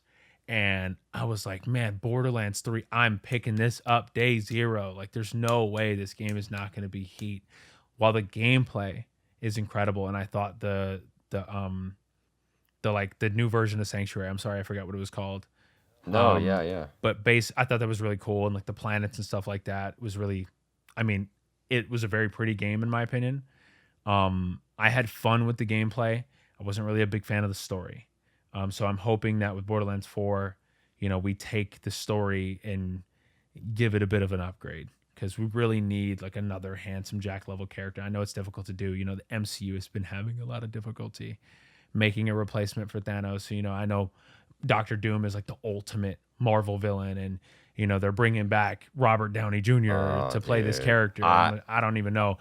Man, we could get into this. I mean, it's just man. I'm so over it. I've been over it. And I'm sorry, guys. Forever, man. I'm so over it. I'm so sorry. Like, I'm just over it. And I mean, I moved on. Like, you know, DC knew when to make a reset. Like, Marvel, I know, like, you know, you have this great universe and you have these great characters, but like, I feel like we're just getting to a point. I know you're going to make money on these movies. We're just getting to a point where I just cannot. I mean, I'm just not interested. I know there's a lot of people that agree with me. You know, I know there's still some big MCU diehards out there, but man, I haven't found anybody that's like, hey, this franchise is as good as it was when Infinity War and Endgame and No Way Home were coming out, and we were like, oh my god, this is going to be a great. Not to dive super into films and stuff, of course, but like, I think a big part of that is also just like the way that these films are made. Like back in the, you know, 2008, 2009, 2010, like a lot of these films, like, you know, obviously practical effects. We had stuff that was all, you know, color grading was something considered. Yeah. And it's lost. I mean, it's just so washed and lost. I don't know, man. I don't want to talk about it. I could get too much. Of course, but, I mean, we would dive into it. Let's transition to a game that has a much better predecessor to follow, and that would be Ghost of Yotei. Great color grading in this game as well. Yeah, fantastic. Yeah. And I have such an interesting story with Ghost of Tsushima because I was really excited for it when it first got announced. You know, okay, it comes out. Sure, it's got the elements of your average open world. It does. I mean, it is fundamentally very, very, very similar to, you know, I don't want to throw this at a category, but Ubisoft open worlds. Yeah, right? it is. And it's collectathon, stuff like that. But I think the thing that really did it for me was they had really solid side stories with the different characters. Really, you felt like you got to connect with them. But I mean, really, it was the world Oh and the my way that god. they. I mean, oh my god, I'm like, dude, the second that I beat that game, I was like, crap, man, I need to book a trip to Tsushima Oh, Island. Like, I need dude, to go see that. going to Like, I Tsushima mean, Island, oh that's a man, crazy trip. We have to have a Final Weapon like vlog on just like going to Tsushima Island. I'm not gonna lie. we'll bring Ghost of Tsushima in a portable PlayStation 4, and we will play Ghost of Tsushima on Tsushima Island. Yeah, that would be, or just no. Actually, it's just a laptop or a Steam Deck. Honestly, like, Oh right, yeah, yep, because it's on Steam Deck. PC. That's right. It's true. It is on PC. Sony loves PC. They do. But It's no, I'm so excited it's for successful Yote. for them. Yeah, man. It looks great. I mean, I will say I'm really curious how they're going to approach the story. I love, and this is not a popular opinion for a lot of people. I love that we're going to a different era of Japan. Yep, I think with a guns. true sequel, right? I think a true sequel to Tsushima with Jin Sakai would have made no sense. It would have made no sense. of course. So I think that going with a new protagonist and a new era, with in a new region too, like Sapporo and Yote, that's gonna be awesome. Yep, Love that. it is. And I'm really excited to kind of just see, what Sucker Punch has done to evolve the first game's combat. I'm sure that I forget her name, but the protagonist will fight differently. Will have different Yep. moves and stuff like that, different stances. The gameplay of But Tsushima the is thing- nuts. Right. That's what I'm most interested about. How are they going to evolve the formula and not just say, okay, guys, we've retooled Tsushima. Here you go. Here's a new region. Because if that's, I'm going to be pretty disappointed. Like, sure, yeah, okay, great. 4K, beautiful PS5 game, soon to be PC game that has all kinds of stuff to explore and do. And like, of course, I'm going to, I'll play it and stuff. But I'm really interested in how they evolve it, because evolving Tsushima is going to be the challenge for Sucker Punch. So I really want to see that next trailer and see kind of what they're cooking. Yeah, I am definitely looking forward to that. I need another trailer for that game. I loved Tsushima. I always talk about crying with my friends. They're like, you cry at everything. Everything makes you cry. It's like I connect with the things that I'm doing. Like if I'm playing a game, if I'm watching a movie, if I'm listening to music, I'm doing it on purpose, Like I have ADHD and it's real bad. So if I'm really paying attention to something, I'm paying attention, So the haiku in Ghost of Tsushima, the one where he's like, you're like picking options for like what you want to say in your haiku, and the one where he's kind of like remembering his father. Oh my God. I literally yeah, dude, I cried so bad on stream when I was playing that. It was crazy. I don't know what like got into me. I think it's because I love my father, and it was just such a touching, like what I crafted for him to say was incredibly touching. And so I mean, dude, I'm just thinking back on it. Like they really, man, the opening of that game, dude, like when you get to the title screen, that is field. I'm not gonna lie, one of the most iconic openings of like any video game to come out in the last 20 years. Just an incredible, it's great, crazy opening. Just it immediately just brings you into the world, and you're like, oh my God, I'm here. Like if you guys haven't watched Shogun, not to talk about movies and films and TV shows, but you have to watch Shogun if you want to get into something that's really immersive. Tsushima is like Shogun. It just brings you into the world. You just feel like you're really there on Tsushima Island. So that environmental design is just so well done. I mean, the I think foliage. about yes. I mean I forget, the forest with the golden leaves. Yes. And one of my favorite areas in that game is that lake with that lone island in the middle. Yes. And just running your horse into that. I mean, it is a beautiful game. And so I think the fact that, again, like you're going to, Yote and Sapporo, like that region is going to have such cool things with the mountain in the background. I mean, I'm really excited. And again, I'm so curious what they're going to do with it, because it feels like that they have pretty much like an open book of what they can do. So yeah, I'm excited for it. Let's talk about more AAA video games. Oh yes, my favorite. Elden Ring. I don't know if I want to call this a sequel.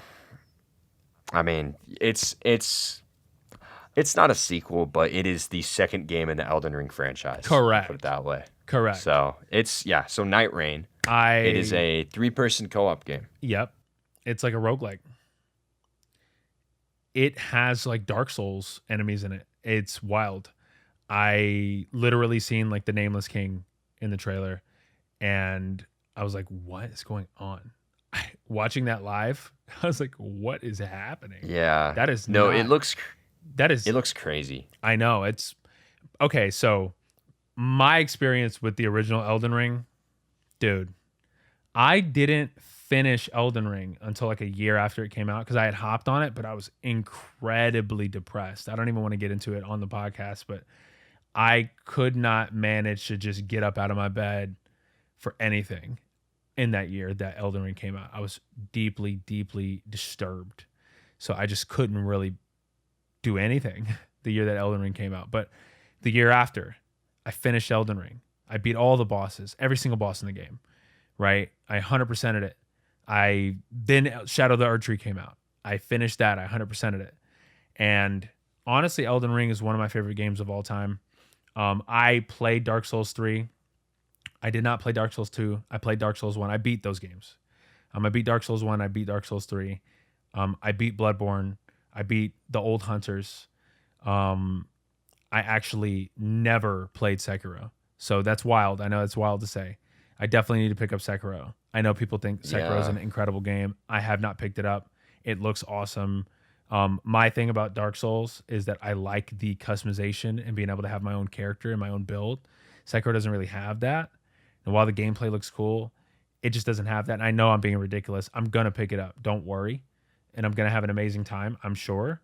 But man, Elden Ring was where they really took all of this creativity and just like went crazy. That was Hidetaka Miyazaki's magnum opus. Like that's probably the greatest game he's ever made. I know there's a few people that disagree with that statement, but Elden Ring, huge game. I love the story. I know there's people would say like Souls games don't really have a story, but they do. You just have to really look into it. It's, when you put the pieces together and you understand what's going on, it's pretty impressive what they put together, especially George R.R. Martin, doing the world building for the base game. I'm not sure if he did it for Shadow of the Erdtree. Man, there's a lot going on. So I know Night Rain, even though it's probably not going to have any lore, I mean, it might have some tidbits, but it seems to be just like kind of like the co-op, like crazy version of Elden Ring. I mean, Elden Ring has co-op, but it's not the same type of co-op that Night Rain is doing. So I'm excited for Night Rain. I don't really have a lot to say about it because we only really have one trailer. But I'm looking forward to it. I think that it's going to be great. I think From Software is taking a huge risk here. They normally don't take like big risks. They kind of just do what they know. At least recently, they've been kind of doing what they know. And this is, to me and to a few other of my friends that have really gotten into Elden Ring like I have, and I've beaten every boss, Melania, like Radon, all of them. Like I'm talking about Radon from the DLC. Sorry if anybody didn't know that. Go play the game. There is a lot going on in that game, and I don't know if they're going to have the same lore or whatever. It does seem to be a co-op game exclusively, so I'm looking forward to it. I think it's going to be fun. I can't wait for it. It's going to have a lot of new... It like has this Fortnite mechanic where you're like dropping from the sky. It's wild. I don't know what's going on. Honestly, a lot of us have been confused about it, but I'm excited to see more. I think we just need more trailers in order for me to really give my actual opinion on what I think about it. But I mean, my real opinion comes when I actually play the game, and I'm going to give it a few hundred hours, of course. But I do want to step in because sure, I can confirm, at least because I know this from press releases back in December, but there is confirmed single player support, so you can play 1 player or 3 player, but you can't play 2 player. Oh, okay, yeah, that's interesting. So, no 2 player. Yeah, but there's not like, I'm gonna assume that it's gonna be like, I almost think it's gonna be similar in a way to I mean, I don't want to say Monster Hunter, but sort of in the mission structure of that, right? But I don't think there'll be like an actual... I think there'll be like maybe a little story, but it's mainly going to be, I think, mission structure of like, okay, start over, you have to defeat this boss, whatever, I don't know. Right. I'm gonna keep my mouth shut on what I think about Souls games. And we could probably move on to our final game of Pokemon Legends. Oh my God. And you probably have a lot to say about this. So Pokemon I'll leave it Legends to you. ZA. This is my thing. You're not really a big Pokemon guy like I am, so No, um, I thoroughly disliked almost every game that they released on Switch. I have not played Scarlet and Violet because I was so upset with Sword and Shield, so I refuse that's to play fine. it. Yeah, that's fine. Yep. I don't know. It has a great story, but I'm kind of just like, I don't know, man. I'm a big dude. I honestly, I'm never God. look. I know. Look. This is nothing about Game Freak or anything Yeah. or whatever. But like, oh my gosh. I mean, I just don't know how these games look like they do. No, I know. I It's genuinely wild. don't. 'Cause Like, they they're literally look like they're and like, look, They're I ugly. hate talking bad about games, but no, they're bad. they're really ugly. They look like Roblox. Like, Bruh, there's Roblox games that I look mean- real, by the way. So it's like, no, I know. you know, it's yeah. wild to me to think that those games And that's look not like that. to discredit any of the games or any of the developers or anything. Right. I know so many people who really There's love co-op in those games. the Pokemon games on Switch. Yeah, no, I know a lot of people that love Scarlet and Violet. That's great. And I'll be honest, like for me at least, like just with Pokemon in general, it's just a series I think growing out of isn't really a thing, but it is sometimes. Like I just don't really get the same enjoyment I do out of Pokemon as I did when I was a kid because I tend to lean towards more, story heavy stuff. And Yep. I don't know, man. It happens. We'll see. I think I will say though, I think this new game is probably has the most potential of any Pokemon game that's been released on Switch. Here's an important tidbit for you, Noah. X and Y was supposed to actually get a Z, and we never got Z. So this okay. is the Yeah. Z game that we never got. Yeah. And there's a character. I remember this. Yep, there's a character in X and Y called AZ. Right?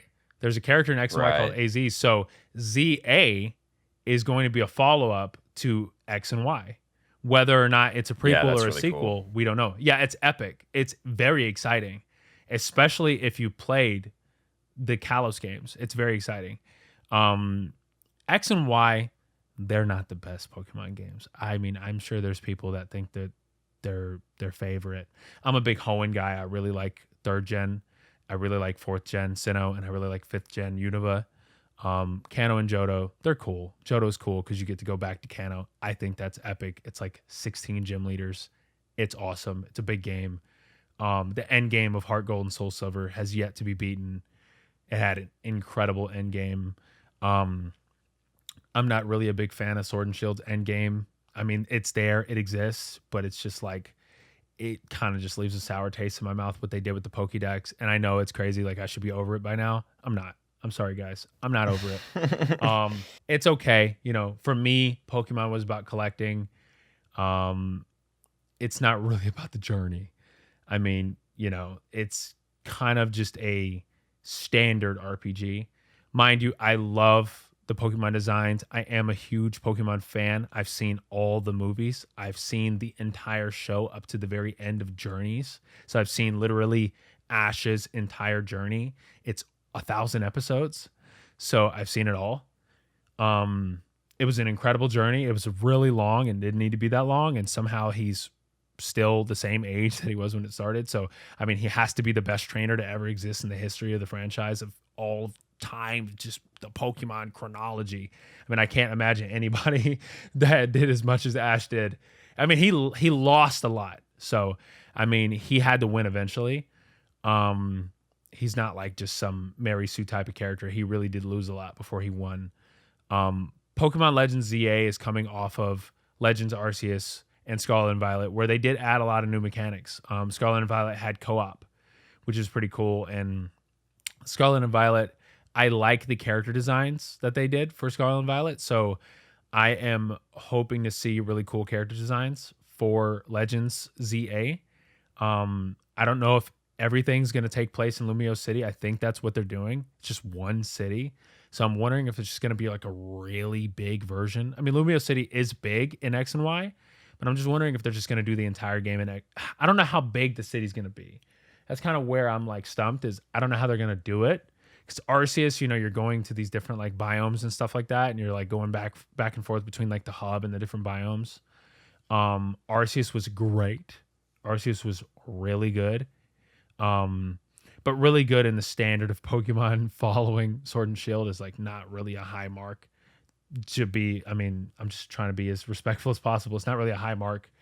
So I'm hoping that Legends ZA is going to be the one, because Gen 10 is coming out right after, and Gen 10 for me, I mean, it has to be the one, because Scarlet and Violet really wasn't my favorite. Sword and Shield had incredible music. I mean, they all have incredible music, like it's Pokemon, but Sonic has incredible music, and I don't need to get into that. I mean, I liked Shadow Generations. It was actually incredible. I mean, I've talked about this before. I was not expecting Shadow Generations to be as good as it was, and it was great. So maybe Game Freak will surprise me and actually make me believe that the franchise can, be really good again, like it was when Black and White came out. Black and White was an incredible. I mean, it was Black and White 1 and 2 because they had a sequel to Black and White. The sequel is even better than the originals, but man, Black and White's storytelling and Black and White's, just plot, everything that was going on in that game was really impressive. It felt very mature. And I'm not saying that Pokemon needs to be mature, but I'm pushing 30. I'm getting old, and I just don't want to continue to play this series if it's not going to adapt around me. There's other video games out there that children play that adapt around adults. They can be played by everybody. And I just feel like Pokemon, as of recent, has just been designed with the bare minimum in mind, especially with the lack of voice acting. In Sword and Shield, you have Piers, who is singing in this cutscene, and there's nothing coming out of his mouth. Like literally, he's not singing. Like it's ridiculous. It's actually embarrassing, and there's no excuse for it. It doesn't make sense. It's embarrassing. It's stupid, and it's annoying, and it's frustrating. Like the first half of Sword and Shield was actually really good for me, honestly. And then the second half just fell off. I was like, what's going on? Like, why is this game like speeding up so quickly? And by the time that we got to the actual plot points of Sword and Shield, I didn't even know what was going on. I was like, yo, why is this villain so stupid? Why is he so stupid? And it just doesn't make sense. So, I mean, I'm hoping that, and the villains in, the antagonists, I wouldn't really consider them to be antagonists, but the antagonists in Scarlet and Violet, that you end up fighting in the end, are incredible characters. And actually the story is really good. So I'm hoping that Legends ZA is a great game. I know it's kind of a somber point to end off on, but it's going to sell regardless. It's Pokemon. Pokemon is huge. Pokemon only sells really good. I mean, Pokemon sells really good regardless of how good the games are, how good the frame rate is, or how good the graphics are. But I don't want Game Freak to keep coasting on this idea that they could just make games and people are going to buy them. They need to really step it up and like actually get a good game out there, because I don't think that Scarlet and Violet are good games. I mean, you're way more well versed than me in this, so I'll let you stick with that. But no, I mean, I agree. I mean, I think and I will say, I think what's most important for Pokemon Legends ZA is they need to show that they have learned, because I think with the Switch Pokemons, right? You had Let's Go Pikachu Eevee, then Sword and Shield, then what was it? Arceus? Arceus came out after Sword and Shield. The Brilliant Diamond. Oh yeah, Shining Brilliant Pearl. Diamond, Shining Pearl. Yeah. And then I'm sorry, I didn't consider them. I'm sorry, I didn't mention. Yeah. That's and crazy. Then you had Scarlet, Violet, and Arceus. But like slowly, as those games have come out, like they have evolved, like added feature by feature, little bit by little bit, to the point where like they're getting close to what people want from a Pokemon game. Yeah. So I'm hoping that Pokemon Legends ZA is like, takes Arceus, fixes a bunch of stuff, anything that people, didn't like about it, and adds a bunch of stuff and makes it really creative.